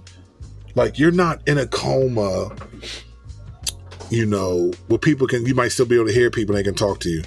You're gone. Like, that's it. Like, you leave this world and you enter to the next one forever. I think one of the things that isn't always considered when it comes to this subject is as far as suicide is concerned, it's almost like you have two options. One, lack of control. The other, control. So you have, like, for example, the Roman soldier who would have been guarding the prison. His situation would have been, okay, I'm going to get killed by Herod. And I don't know what he's going to do to me. Where here, I can kill myself and feel less pain. I'm in control of that. That's something I think we face even in today's times when people consider these things. I don't know what tomorrow is going to bring. I'm already having a hard enough time with today.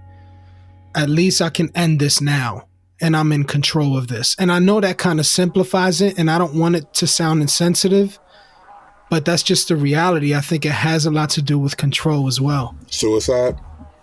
Yeah. I think so. Yeah, I mean, there definitely is a control factor in it. Like even back in the day when they did it, it was honorable to take your own life and let someone else have that jurisdiction over you, right? Right. So it was just to have like taking my life is a power I'm not letting you have. Yeah. And oftentimes anxiety is what brings forth depression, which anxiety really comes from having a lack of control over things. Right. Yeah, I would agree. I would totally agree with that. And the thing that's challenging is there's so many layers to this. Now, we know it's like many layers. Biblically speaking, we know that God cares about life, right? I mean, one of the 10 commandments, you shall not murder, in Exodus 20:13. You get verses like the Lord gave and the Lord has taken away. May the name of the Lord be praised. in Job. Like, you understand that God's in control of these things. 1 Corinthians 6, do you not know that your bodies are a temple of the Holy Spirit who is in you? So glorify God with your bodies, you know. Ephesians 5, no one has ever hated their own body, but they feed and care for the body. So there are obviously times when believers give their lives in service to the Lord, but voluntary martyrdom is not considered suicide. That's a different ball game. Yeah. But so biblically speaking, you have recorded suicides in the Bible. You don't have anyone doing it in a way that is deemed in the name of Jesus or the name of worshiping God. You don't see that as much. No. You see most of the people that took their lives were in opposition to God on some level. Even Saul, he had crossed too many lines at that point. You know, Saul was just, it was wild for him. But you don't see that Judas, obviously, in the New Testament. I mean, he takes his own life, hanging himself. So, you get this reality that God is the one who is sovereign over our lives and own our lives. We don't get this sense. We know what the unpardonable sin is, so we can't say that it's that. So when we process this, I said a few moments ago that we have to think vertically and not horizontally. And I think we have to do that. And the reason why I think it's important, I think a lot of the stuff that we talk about, Stract, that we talk about on the show, that we talk about just in person, a lot of the things that happen, like even if we just take away, you look at what's happening politically, you look at what's happening in racially, you look at all that's happening, and a lot of the vitriol and the being triggered is all because people are responding horizontally, right? It's like, we were talking about Tim Brindle and his views on CRT before we recorded, right? And it's all, okay, I'm calling out these dudes. It's all horizontal. It's all this. It's politics. It's all, who did you vote for? I can't believe, how did you vote for this? It's all horizontal. But I feel like not enough people are thinking and asking the question vertically. So it's not like... To be fair, Brindle would not say it's horizontal from his perspective. Mm-hmm. I'm pretty sure he would say that he's doing it from a vertical perspective. What his position is on CRT? Yes. Yeah. But his calling out people is vertical, though. It's horizontal. Yeah, for sure. It's horizontal, sure. I mean. It's when you said like, you're not a believer if you keep this up. That's all thinking about what people are saying. But yeah, he's saying it's vertical, but the questions are not being asked from a vertical perspective. I feel like. I would agree. I feel like the questions are not vertical. Maybe you think you're doing it in service of God, but that's different to me than you're processing what's happening from the vertical angle, not just the Bible doesn't say anything about this. And what I mean by that is when I think about particularly this topic of just all of these things, but just in thinking of COVID and why the rise in suicides, particularly among younger people, like younger people who pretty much are almost, according to the CDC and the World Health Organization, they're almost exempt from any residual and fatal effects and of COVID, and yet they're on the rise. And so the way I think about these things is not what is he saying, I'm asking, okay, God, what are you revealing through all of this? Mm-hmm. Like, what is God actually revealing? That's where a lot of where I start from is. I don't start from who believes in critical race theory and who doesn't. Who's a white supremacist? I look at everything and think, okay, Lord, what are you revealing? I don't know. Yeah. I can't say you're doing this because of this, but I do feel like I gain some semblance of knowledge when I think, okay, Lord, what are you actually revealing about our culture? Like, why are people killing themselves because they don't have the same freedom? Like, what is happening here? What are you revealing through all of this? I think one of the main things, even as you talk about them almost being exempt at that age group from the effects of the virus physically, they are not exempt from the effects of the virus socially. Right. So, you know what I'm saying? Like the effects of the virus. Man, we ain't been truth enough, man. That's a truth bomb right there. We've been in the zone we're in the zone right now. See, we need somebody else to be kicking that butt. We need somebody else to kick that butt. Because we get in the zone, we forget. This is the You Can't Handle the Truth podcast. Yeah, real rap. So yeah, they're exempt from the effects of the virus physically, but not exempt from the effects of the virus socially. Right. Well said. So that's where things like lockdowns come into play. Lockdowns is almost like taking what we've pushed to our youth through technology as a normal thing, which is isolation, stay in your room, all these common practices within our youth today. We've taken it to a level of like going from marijuana to crack. Yeah. You know what I'm saying? In an instant. Yeah. I mean, it went 100 degrees north, like bam. Right. Lockdown. Everybody stay in their room. And I say everybody stay in a room because when you talk about most homes within the U.S. that have teenagers in them, the majority of the time, I would say at least, well, I'm not even going to give a percentage because I'm not in people's homes like that, but I'm pretty sure that most times the teenager stays in their bedroom, except when they're going to come out to get something to eat or they just want to say hi or their parent forces them out of their room. So that type of isolation, there's no relationship. Social media is not relational.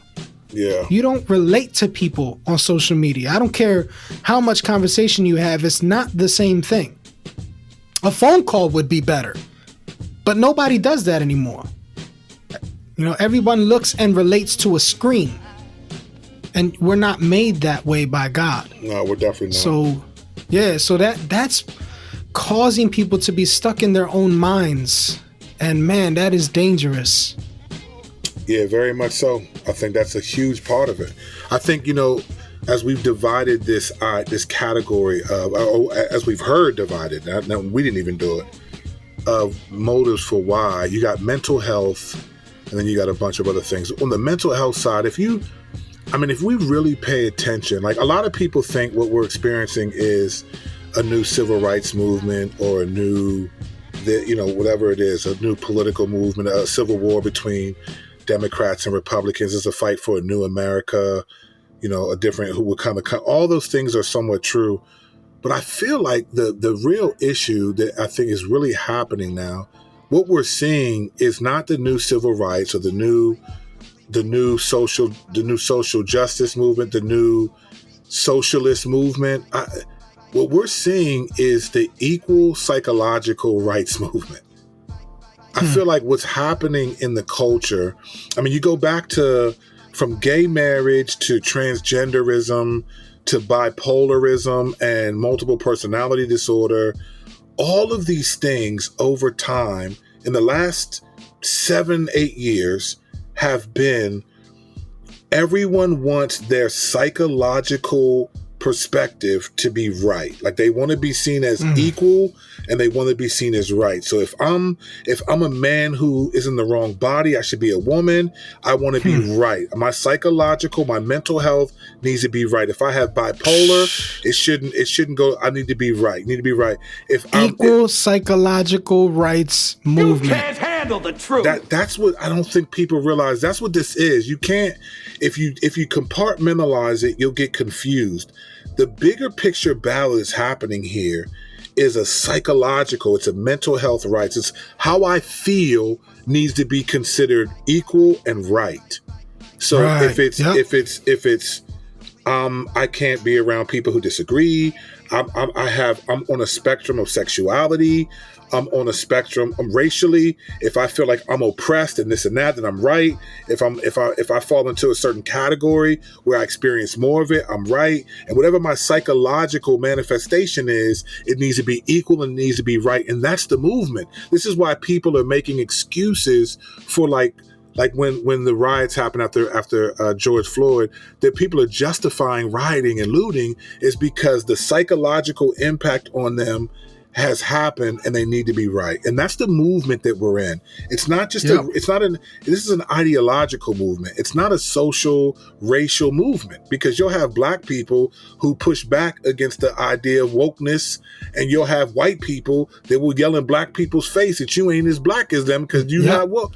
So we're not talking about, and that's what I feel like one of the reasons why we're missing the bigger picture point is because we're fighting historical wars and battles. This is a new movement. It's a completely new movement. This is not the movement of civil rights. This is the movement of gay rights. This is the equal psychological rights movement. Yeah, I said it like this recently, and I was inspired by a podcast I was listening to. Sensuality and anxiety have replaced right and wrong.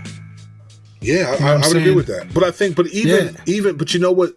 So what we're seeing is also, so there's one more layer that we haven't included. And so it's not just those things, but it's also the social contract in America is now being exposed. Right? There's a social contract. And one of the things that we pride ourselves for, I've been saying this a lot, and people sometimes get offended because they think I'm saying something that I'm not. Religious freedoms have imprisoned the Western church for a long time. And what I mean by that is not that we don't want religious freedoms, that I want these laws to hinder me from saying what I think is sinful. No. But the fact that we've had these freedoms have prevented us from being desperate. Persecution is the reason why I said 2 Timothy 3:12 says, indeed, all who desire to live to God's will be persecuted. One of the reasons why I think God lets that happen is because persecution, it forces you to trust God in ways that prosperity does not. Yeah, you see what I'm saying? Real. I think our religious rights have somewhat acted as persecution toward the church. Well, that's exactly right, brother. Exactly right. It's almost like the Cretans, they're all liars. The Americans, they're all liars. Yeah, I think you're right, and I think this is what I'm getting at. So the other layer to all of this equal psychological rights movement is this sense that everyone should be happy or successful in ways that they've imagined. Not ways that they've earned, and not even ways that are in reality, but ways that they've imagined. And let me prove. You can't handle the truth. Let me prove my point. I think this has done serious damage. Let me prove the point going back to a TV show that I used to love this show all the time.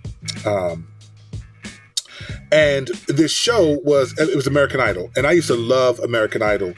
But what I loved the most about American Idol was the first 3 weeks, because you would see all the auditions and you would see just people just lunched out. These people are wild. You would see dreams crushed. Crushed, bro. Crushed, horrible. Right? And I remember watching performance after performance of people who cannot sing at all. And they swore they was Lionel Richie. And fam, they would be in there crying, cussing out Simon, all this stuff. And it was like, wow, their psychological perspective that they can sing, and whoever has not loved them sufficiently, that has agreed with their psychological evaluation of themselves, that they should be moving forward.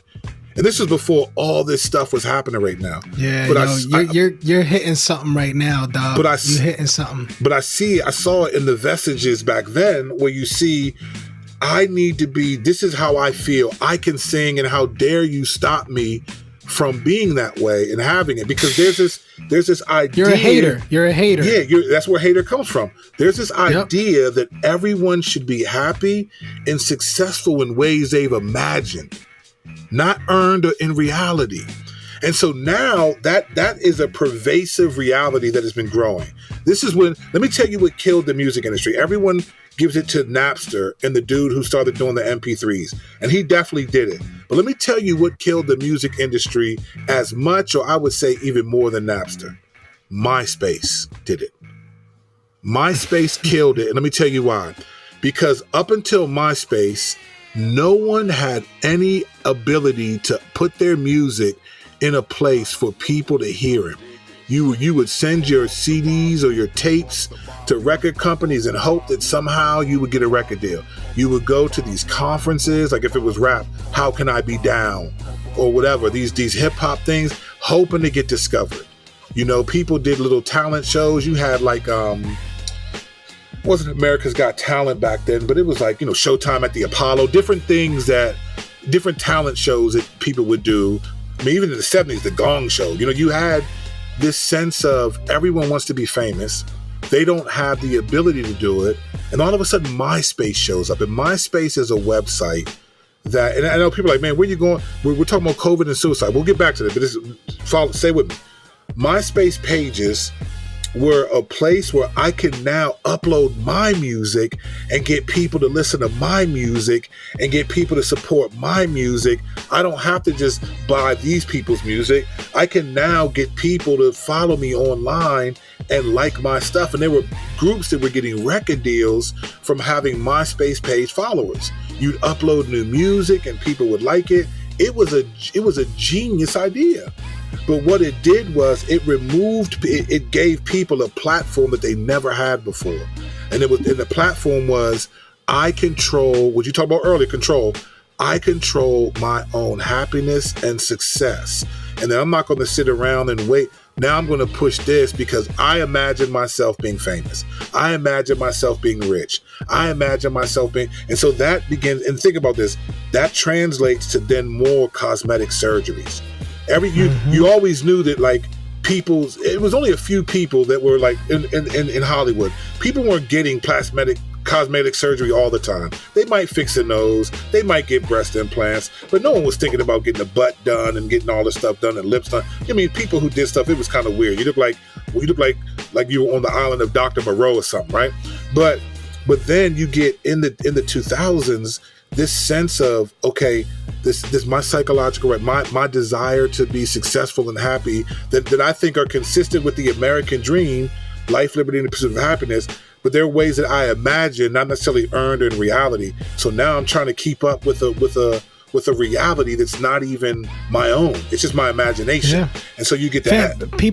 People are determining their value as a human being 100%. Based upon how many likes they get. 100%, bro. I mean, people will, exactly, bro. Well, and I've done that before. I've taken down a picture, go something more or post because it wasn't getting the kind of likes that I wanted. I've done that before. So I'm guilty of it. Yeah, but that's creativity though. That's judging your creativity ability, your creative ability, not determining your value as a human. Yeah, value. No, that's different. But those are different. Yeah, that's different. But what you get is you get this happening, and it shows like the real world that happened in the early 90s and worked its way up through. It just provides this lens of success and happiness in ways that I've imagined, right? And then comes, so now you get this full throttle, you're seeing this happening. All of a sudden now society is changing so much so, and it's winning this war, that this movement is happening in such significant ways that now we have to even we have to have a whole new set of pronouns. Like people are able to define themselves by their pronouns, bro. And so language changes. Language is changing. Now you're controlling etymology. You're controlling the English language. This equal psychological rights movement has been powerful, and it's been subtle because we think of movements with a clear purpose, and these movements have multiple purposes because it's not just one group of people that want something. It's everyone wants their own thing. So then you take all of that and then you slam it down with COVID. It slammed the brakes on your reality. On all of it. All reality. Yeah. And let's take into account that part of our reality is escapisms. We do things to escape. And escapisms aren't always bad. Sometimes I just need to go for a walk, you know? Sometimes I just need to go for a drive. Sometimes I just want to go watch a movie. I want to do this. I just need to be around people. I want to go to happy hour. I want to do this. Escapisms, and we don't even think of them as that. They're just things that we want. Some of them, they're just things that we do to escape the pain that we feel. Well, it comes back down to the fight or flight reality. That whole dynamic. You know, your body, your mind go into either I fight or I leave. Yeah, bro. And you know what happens when COVID comes? COVID shuts down it brings reality. It shuts down your imagination of what happy and successful is. You can't do it now. You can't even go out. You can't go to a bar and impress a girl or a guy. Talk about American Idol. COVID ruined American Idol. It did. American Idols, right? It killed it. And so now you don't have those escapisms. You realize when you live not in your imagination but in reality, you realize I don't really have a lot. I don't have a lot of what I thought I did. I can't go out and floss. I can't pretend anymore because there's no one to pretend to because I'm in the house. I can't do this. So it just shuts down everything. And you realize, wow, I can't escape from the pains that I've been not dealing with. Because the American dream and this idea that my happiness and success is based on what I imagine it to be, it can't function in a place where I'm not allowed to do the things that I want to do. So God is revealing. Also, I'm looking at this thing, Lord, what are you revealing? And there's just a weak stability in the American psyche in how people process the American dream. So like midlife crises are happening much earlier now, right? They're happening to people in their teens and 20s. Yeah, that's crazy. Like midlife crises, or when typically like people describe a midlife crisis as someone middle-aged in their 40s or 50s. They look at their life and they're thinking like, man, this isn't what I thought my life would be like, and they do something out like crazy. Like guys might buy a sports car or something, or a woman might, or that people might commit adultery and get a divorce and go have an affair and try to live like they're 20 or something again. And these crises where you've earned enough money to do something stupid and then you do it. Well, those are happening much earlier now because there's this expectation that happiness and successful is at the tip of my fingertips, is what I imagine it to be. And so with social media and all this pressure, it's like, bam, I can't do this. I need myself. I need to show that I'm in this place. And COVID says, man, you're not going anywhere. And all those desires that are now demands you can't have. COVID took them from all of us and said, your life is about to be basic. Yeah. Your life is about to be basic. So I'm looking at this thinking, wow, Lord, you're really humbling. And that's just everyone. I'm not even talking about, but then you see like what we talked about last week, how the American dream, it rivals the scriptures. And so you see now this idea that, and this is what I love about Christianity. I feel like Christianity has proven itself to me to be even more real in the midst of COVID. And primarily because, Christianity, the American dream says you don't have any pain and suffering. If you do have pain and suffering, something's wrong with your world. You're not successful, you're not happy, then something's wrong with your world. But you don't have enough faith. Yeah, or that, it could be a number of things, but it's usually something's wrong with you. Well, Christianity says, hey, listen, our pain, we get a different perspective. Christianity says, hey, listen, something's wrong with your world if you have too much, if you're not denying yourself. You see what I'm saying? Like the American dream says, man, you ain't got enough. What are you doing? And that's what and Christianity says, man, you need to deny yourself, take up your cross. Or if the world loves you, something's wrong. Right. Embrace suffering. In Christianity, we rebel against the rebellion of the world, right? But in the American dream, it's like, hey, you don't have enough. What are you doing? And COVID said, hey, listen, none of y'all have enough. I mean, you had people like Ellen DeGeneres saying stuff like, man, I feel like I'm in prison. In like a 15 bedroom mansion. You ain't in no prison. Let me live in that prison, What are you talking about, Ellen DeGeneres? You got a chef cooking for you food and you in a prison? She's degenerate. But this is the point though, right? This is the point. And so someone like her, you had people saying wild stuff like they're just, and it's because, man, COVID stopped your view of your success and happiness according to your imagination. So even people who were rich and still had all the luxuries were denied the ability to do stuff. You can't travel here. You can't go to this restaurant now. Your money doesn't matter right now because no one's going to be open for you to spend it. So you may have more money than us, but the most important people in the country right now are not celebrities. They drive buses, they work at supermarkets, and they're at the drive-through at restaurants, fast food joints, or they're nurses. Yeah. They're not the celebrities anymore. They're the normal people. Like, the Lord switched everything upside down with COVID, and the American dream got put on its heels. And you take all of that pressure, all of that struggle, you take the mental health issues, all of it, and people are like, I can't handle this. My freedoms are gone. I have nothing else. And the creed in America is, I'm going to do what I want to do. And there's levels to that. People do it on different levels. I just want to go to the store. I want to go get drunk. I want to go do this. The COVID took all of that away, and it revealed how shallow we really are as people. And I mean church and unchurched. And what does that lead people to do? Feel like I have no hope. There's a scripture that says, if you fall in the face of adversity, how little is your strength? How small is your strength? And what you see happening is this. And so what do people do, man? They can't handle life. And again, there are mental health issues. And I'm not saying this to be judgmental towards people. I'm trying to say, okay, this is what I feel like I'm getting when I think, Lord, what are you revealing? Like, that's how I feel like I want to know what the Lord's will is. Lord, what are you revealing? That's why with the race stuff, I just come at it differently, because I'm thinking, Lord, what are you exposing right now? What are you exposing? How are we supposed to act? How are we not acting? And what does that communicate?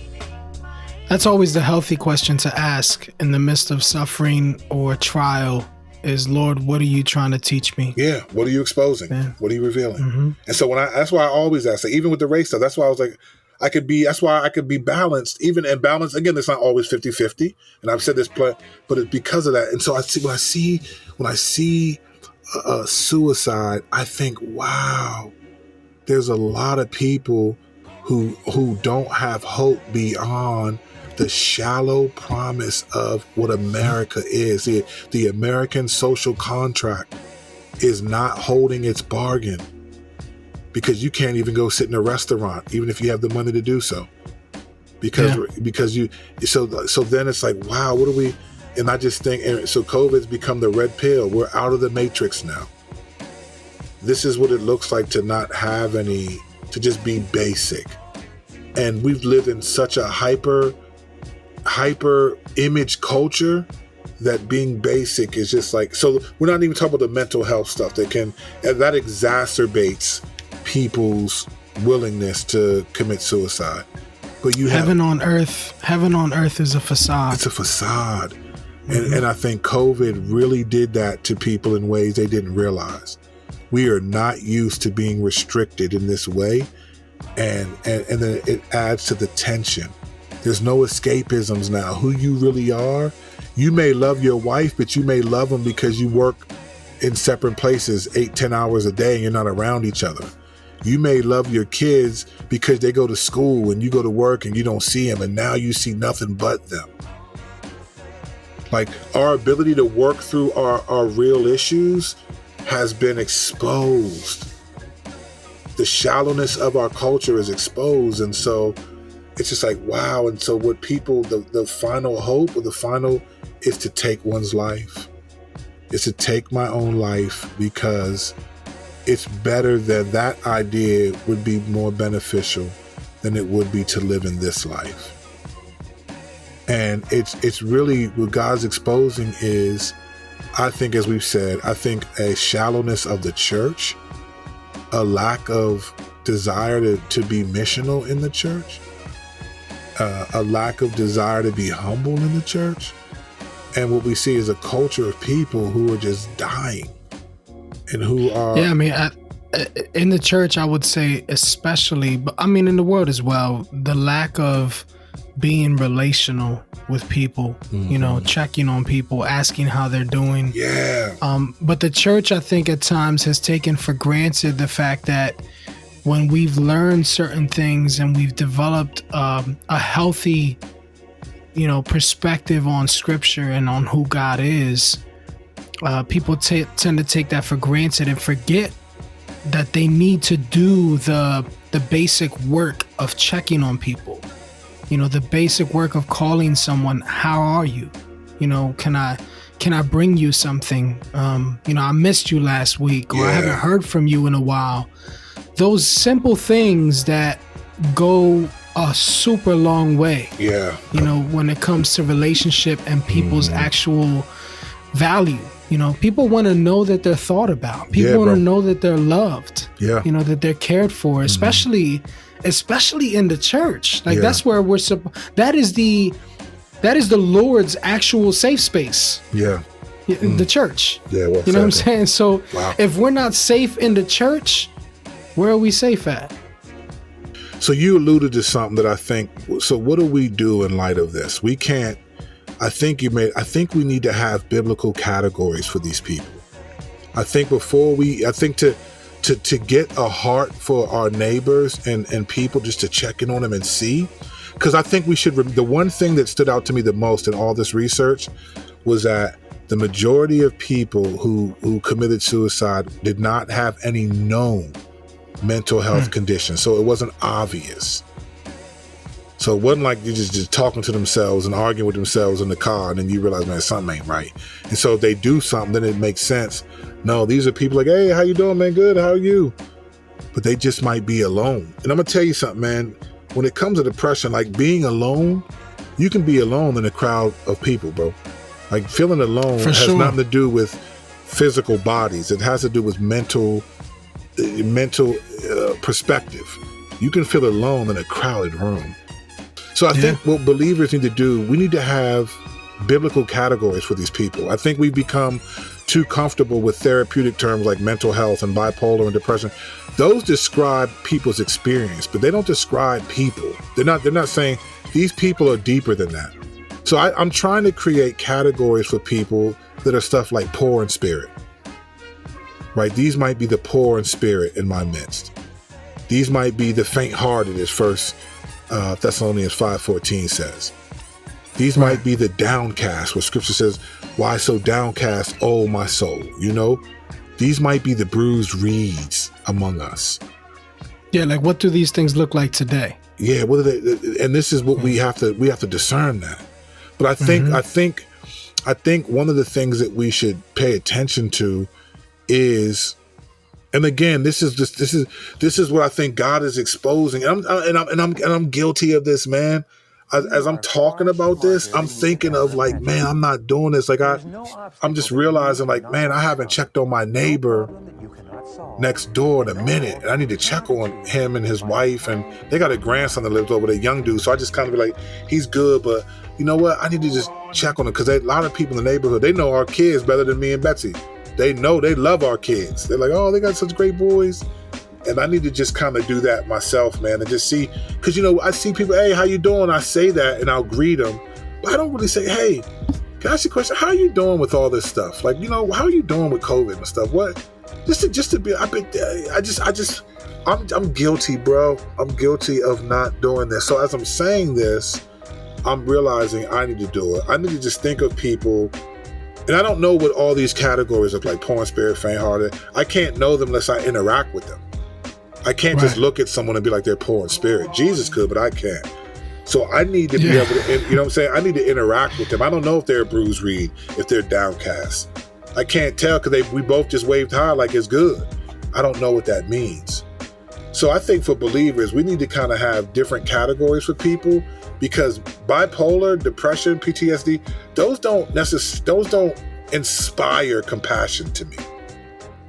Right. Those inspire keep a distance. But these might be the people that kill themselves, man. And once they do that, there's no hope. Like I can't even. Yeah, that type of terminology develops the taboo thinking. Right. You know, it's like that's taboo. Like, let me keep it moving from them. Mm-hmm. They bipolar. Oh, I can't really control that kind of relationship. Right. But that's how relationships are supposed to be. That's how they work. And because you start to evaluate. That's how they work. But you know what? You evaluate how much mental health and how much stamina you got to deal with someone who has a diagnosis like that. Exactly. So you're like, man, if they got bipolar. You can't handle the truth. It's like, when they're bipolar, I don't know, man, I just don't.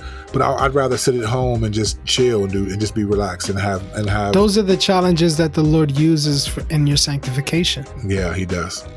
He does. Yeah. 2 last things for what believers could do in light of this. I think we need to be praying for the salvation and comfort of our nation but start with just your neighbors, man. We just don't know. I mean, we just take for granted that people are just good and just doing whatever, and we just don't know. And start with praying for salvation for your neighborhood and your neighbors. And then I think this one is a huge one. Be mindful of your social media interactions. For real. Because you don't know if the person you're going back and forth with is on the edge and may just decide, and and again, I'm not trying to make anyone feel guilty but like, it's not that, because you won't even know if they did this, but you just don't know what a person's going through when you deal with them on social media. Now, if you're attacking me and coming at me and you consistently do that, I do carry it a little differently with you. But as much as I'm with all the smoke, as much as I'm like that, I do try to de-escalate often, because it's just not helpful. And I don't view social media as a beacon of change that much. I don't look at like what I post. I'm glad that what I say encourages some people, but I don't look at what I post or tweet or whatever. I don't look at those things as I'm trying to help somebody's mind think differently. I'm just posting things that I think, and then when there's interaction, then I'm grateful for that. Like, like we were talking about this earlier, I had some tweet that kind of went around, and I was like, wow, this one's kind of. And it was just trying to encourage. So I'm encouraged that people were encouraged like that. But I don't think social media is a place where people are going to change minds. So consider doing this. Consider saying, hey, would you be up for talking offline? Right. That's the thing is social media. I mean, it has the name social, but it's anti for sure. Exactly. That's the thing is, I think oftentimes it can be used to spark relationship, but it is not actual relationship. Well, but you know what it does? Yeah. It sparks it, but I think it gives you a sense of closeness to people that you're not really close to.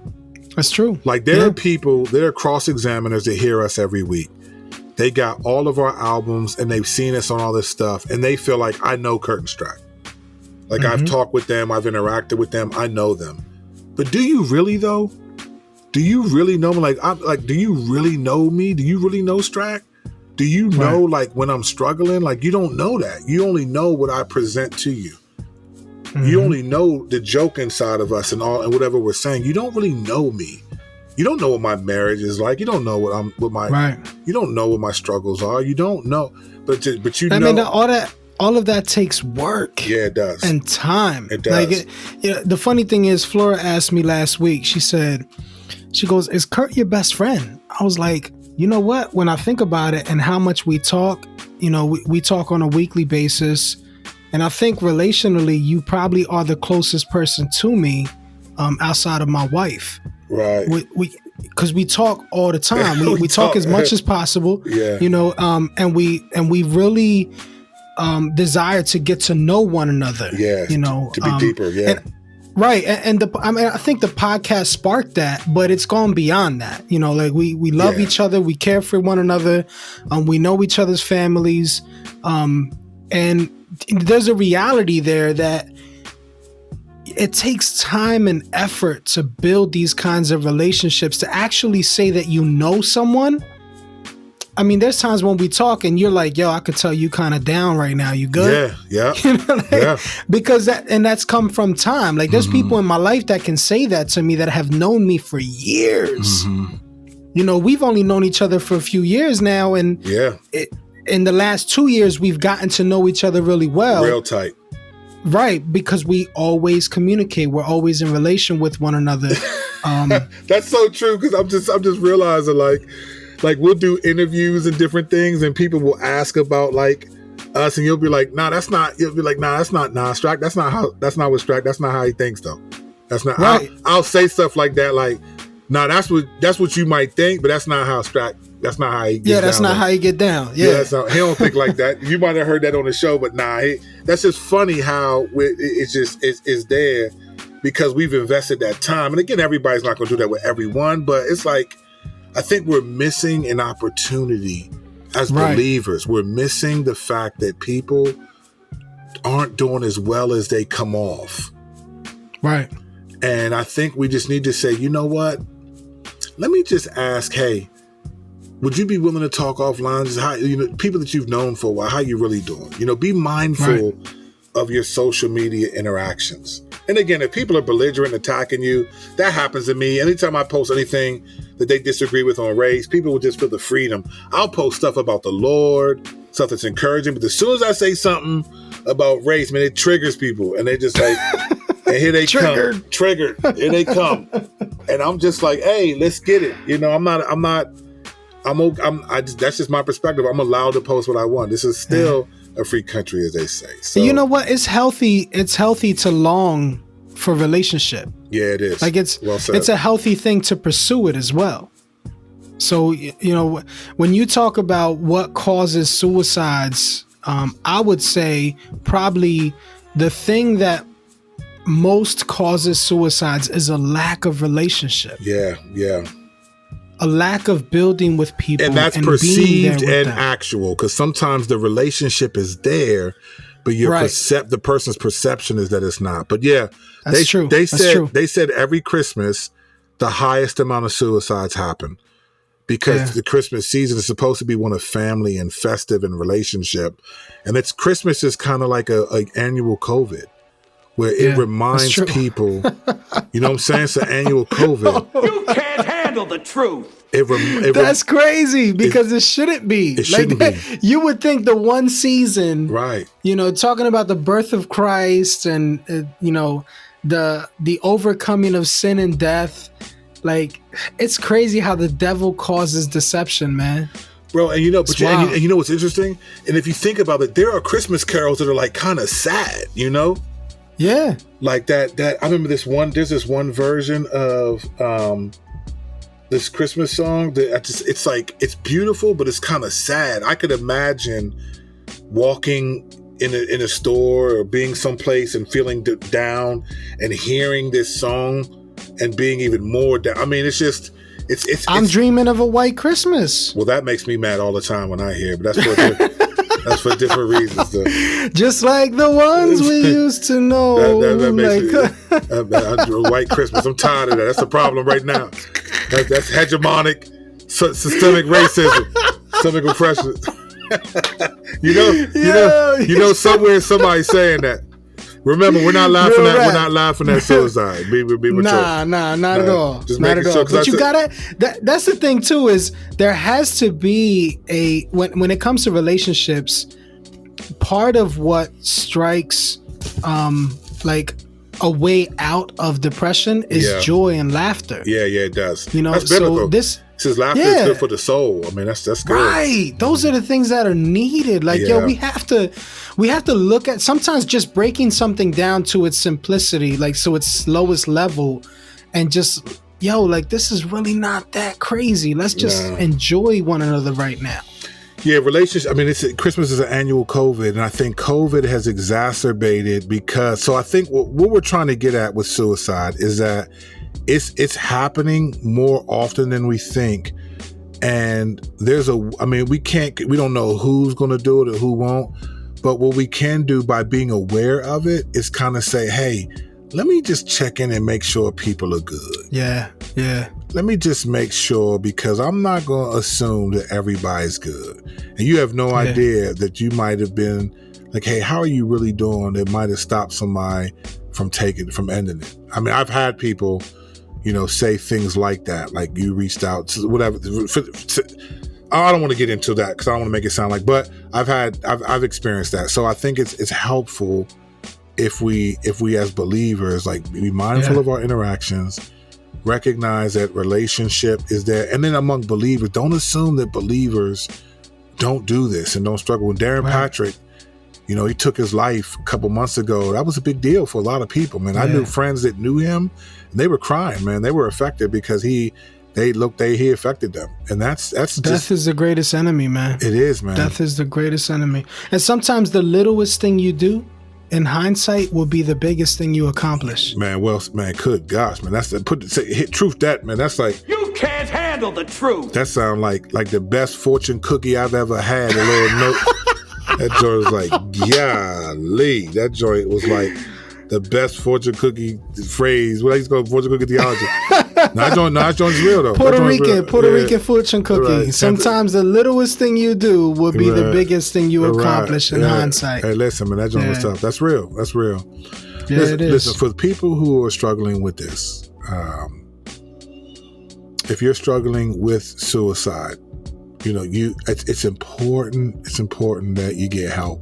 You might be listening and thinking, I don't have any relationships. And that might be real or it might be perception. Here's what I would say, if you're a Christian, man, please go to your pastor.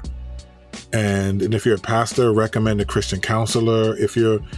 But if you don't know what to do, if you're listening and you realize, man, I'm in that place where because sometimes you feel shame to admit it, but you're just really down and taking your own life. You hearing people taking their own lives is almost like this sense of, okay, good, other people are in my place, and it gives credence for it. But no, if you're down, there is a national suicide prevention lifeline. They call it a lifeline intentionally, and it's 1-800-273-TALK, which is 8255. 1-800-273-TALK. Or you can go to the National Prevention Lifeline's website, which is suicidepreventionlifeline.org. Listen, I don't know who you are if you're going through that, but we need to, and those of us, we need to take those threats seriously. We need to take those because people are going to need to feel, they're going to need that connection to be able to get help with this. This is a serious issue. Again, we can't control, we don't know who, but we can be mindful of things. We can just not assume that everyone's good or doing well, because from a distance, it's easier to make that assumption than it is to ask questions and make that hypothesis a theory, so to speak. A couple warning signs. Lastly, just a few warning signs. I got this from the Center of Disease Control. These are warning signs connected to COVID and people's propensity for suicide. They say these are 12 warning signs from the Center of Disease Control. One is feeling like a burden. People who say I feel like a burden a lot. Some of these are interesting because I hear people say this a lot. I'm like, man, I need to circle back and make sure. Feeling like a burden, people saying that often. Being isolated, like just knowing people who are isolated, man, don't assume that they just want to be by themselves. Man, listen, hold on. When you talk about the burden one, this is real rap. My father has said to me, when he gets of age where he is no longer able to take care of himself, he does not want to be a burden to anyone. Bam. So if we don't put him in a home, he said, he'll take his own life. That's real rap. Mm-hmm. And I always tell him, I'm like, Dad, I'll wipe your behind. You ain't going in no home. You know what I'm saying? Like, my dad is coming with me wherever, and my mom, like, that's just how we built. They took care of me and wiped my behind. I'm gonna wipe their behind if I have to. Mm-hmm. So, but just that mindset, it's real in people. Like, that's real. People don't want to be a burden to anyone else when they've lived a full life. Yeah, bro. It's a real thing. No, it's real, bro. And I think people feel like that. So I think increased anxiety. Like, listen for people who are just more anxious. Oh, I'm just worried about, increased anxiety over the presidency, increased anxiety over COVID restrictions, increased anxiety over afraid of getting COVID. Listen, here's the thing, believer. God is, we'll trust the Lord that when we die, we'll go to heaven because of what Jesus did. Mm-hmm. Then we have to trust the Lord that how we die and get to heaven is also secure because of what Jesus did. So you're not going to get COVID unless the Lord ordains you to get COVID. That's right. So don't live in fear, but don't live as a fool either. You're not going to get COVID unless the Lord so whatever was in your conscience. I personally don't mind wearing a mask. It is not a burden to me to wear a mask and to submit to some of these restrictions. Some other people have different perspectives. That's fine. It's not a burden to me at all. It's not impinging right now to me on my religious freedom. That's me. But like, you don't, like, God is sovereign over this. Even the presidency and stuff. You'll have all these people. Amen. People will say, oh, God's sovereign over systemic racism and all that stuff. You got to let that stuff go. But then they're the same people who act like God's not sovereign over the election and who's president and what policies they pass. The truth. God is sovereign over whoever's the president and what policies they put forth. And we have to stop acting like that. God's only sovereign over the things that you dismiss. Like, he's sovereign over the things that are concerned to you too. And so as people are increasing in their anxiety, be mindful of that. You know, don't assume that it's just like, oh, they're just worried about nothing. Like, no, if people are feeling trapped or in unbearable pain, that's a sign. Like, you know, that's a sign that, man, something's wrong. Obviously, some of these are more obvious than others. Increased substance use. Looking for a way to access lethal means, of course. Increased anger or rage and extreme mood swings. Like, look for these things, man. I mean, sometimes it looks like a lot of people have increased anger or rage and mood swings on social media, but we have to learn to look beyond that. Expressing hopelessness is a big deal. Mm-hmm. Like, don't just listen, people say a lot of things sarcastically and they try to dismiss the severity of what they're saying. Don't let people say something sarcastic and you think, no. They say it sarcastically, but they mean it. They might mean it factually. The CDC also has the last 3, sleeping too little or too much. I don't know how to gauge that because I don't always sleep 6, 7, 8 hours straight. I don't do that, so I don't know. Right. I'm not in a place probably where patterns of doing so. Right. I think when you get older, you just wake up and gotta use a bathroom, man. It just is what it is. All right. So talking or posting about wanting to die, that's obviously that. And then it says making plans for suicide. So some of those things you'd have to, but all of these though, you have to know people, right? Yeah. None of these you can't discern these. You have to be in relation. Listen, man, I can't figure this out from across the street. Right. I gotta have some relationship with you, but again, start with the people that you have relationships with already, and then work your way out. Yeah. You know, it's not like, hey, let's go out and just knock on everybody's door. They might not want to open it because of COVID. I get it. So start with the relationships you do have and make sure people are doing okay, especially in this holiday season. This is the annual COVID for most people. Yeah. And remember, I mean, the message of the cross is the power of God unto salvation. Yeah, amen. You know, so, and you know, for people struggling, Christian, non-Christian, God so loved the world that he sent his only begotten son, that whoever would believe in him should not perish, but have eternal life. The Lord went to that extent so that we would have eternal life.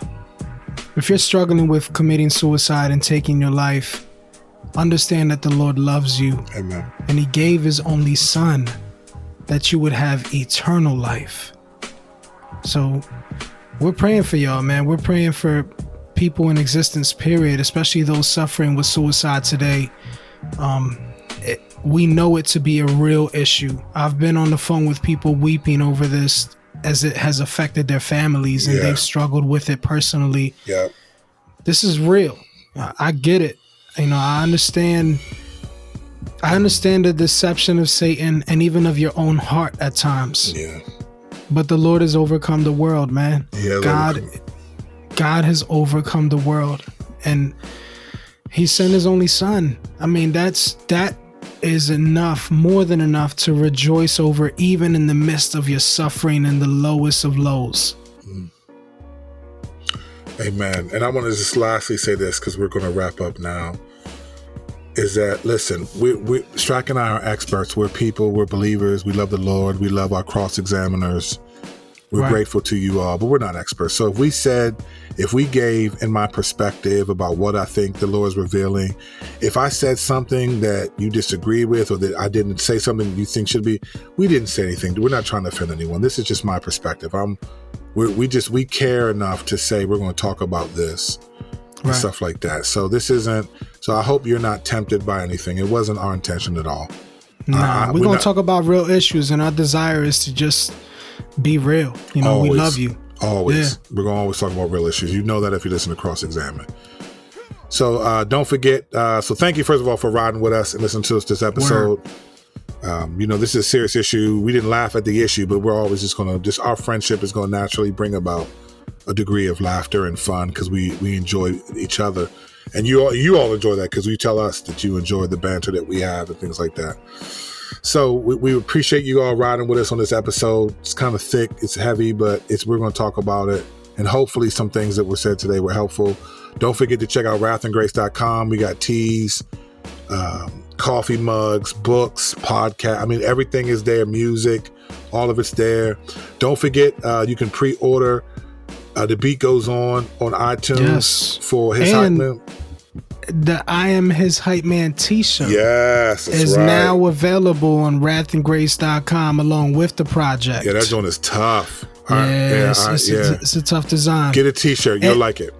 And I'm also putting up a raffle. Anyone who takes a picture of themselves wearing the t-shirt and tags me will get thrown into a hat, they name, and you have the potential to win a portrait done by myself. Oof. So they haven't seen your portrait, so they don't know what's up. But I put it on social media, so you can go to abnersbrush.com and check out my artwork just to see if it's official or not. It's going to be probably around $350 to $400 value. So you pay $24 to get the dope t-shirt over at thegrace.com plus my album, and you get thrown in to possibly win a portrait of one person, of a loved one or whatever. That's tough. See, I would do that, but it's the t-shirts is the problem. See, I personally think one size fits all is offensive because the shirt that fits you ain't gonna fit me, Stract. And so I don't think Rat the Grace does one size fits all, but you might need to talk to Johan about some big and tall. Man, I'm big and tall. He be like, nah, son, they cost me too much money, son. It's like, man, I ain't just... Come on, son. Yeah, I ain't wearing it. Run the treadmill, son. Yeah. Son, you gotta lose weight, son. You know that, son. You're sitting down too much, son. It's out of love, bro. It's out of love. Nah, it's 100 too. I feel it. But the gym is closed. Give me alone. I'm metabolically challenged. The gym is closed. I can't go to the gym right now. I'm metabolically challenged. So, Squats. Squat it up. I got bad knees. Them wall push-ups you be talking about. Yeah, I got bad knees. My elbows hurt. All of it. So now listen, man. We love hanging out with you guys. Appreciate you. We got we got another crazy episode next week. Something that we promised we was going to do. We're going to do it next week. That's just going to be. Actually, you know what? Wait a minute. Next Friday is after Thanksgiving. It's Thanksgiving. Oh, we're going to have to talk. We're going to have to deliberate. Yeah, we got to deliver. We can't do that episode for next Friday. That's Black Friday. Oh yeah, I know what we're going to do. It's Black Friday. Yeah. Oh, I'm black, y'all, and I'm black, y'all, and I'm blacker than black, and I'm black, y'all. That's exactly right, baby. We're gonna play. We're gonna do a whole episode called "Fight the Power," and just play that joint all across the board. Now, look, we appreciate y'all riding with us, man. A little bit longer episode tonight, but we just felt like today. But we just felt like that was it. So enjoy your Friday, and leave us. Listen, don't forget to go to iTunes. Leave us a comment. Leave us 5-star review. And share this show, please. Share our podcast on social media. We're growing it. We're grateful. If you want to join us on Patreon, we thank you. Our Patreon supporters, we're going to start doing a monthly thing for them. As a matter of fact, I'm going to let them know. We're going to start that next Saturday. So I'm looking forward to doing that. So but we would love to have you support us on Patreon. So it's patreon.com/cross-examine. And your dollar or more goes to a cause of us trying to, by God's grace, influence and help other people. So we're looking forward to doing that. And we don't get paid to do this at all. We don't see that as anything, but just we're grateful. And the comment about contacting us in light of all the subjects we talk about, it's real. We're open to discussing with y'all on a personal level. We all about that relational life. You know what I mean? We love Christ, and by extension, we love those who love Christ, and even those who are not in love with Christ but need Christ. Amen. You know what I'm saying? So we here.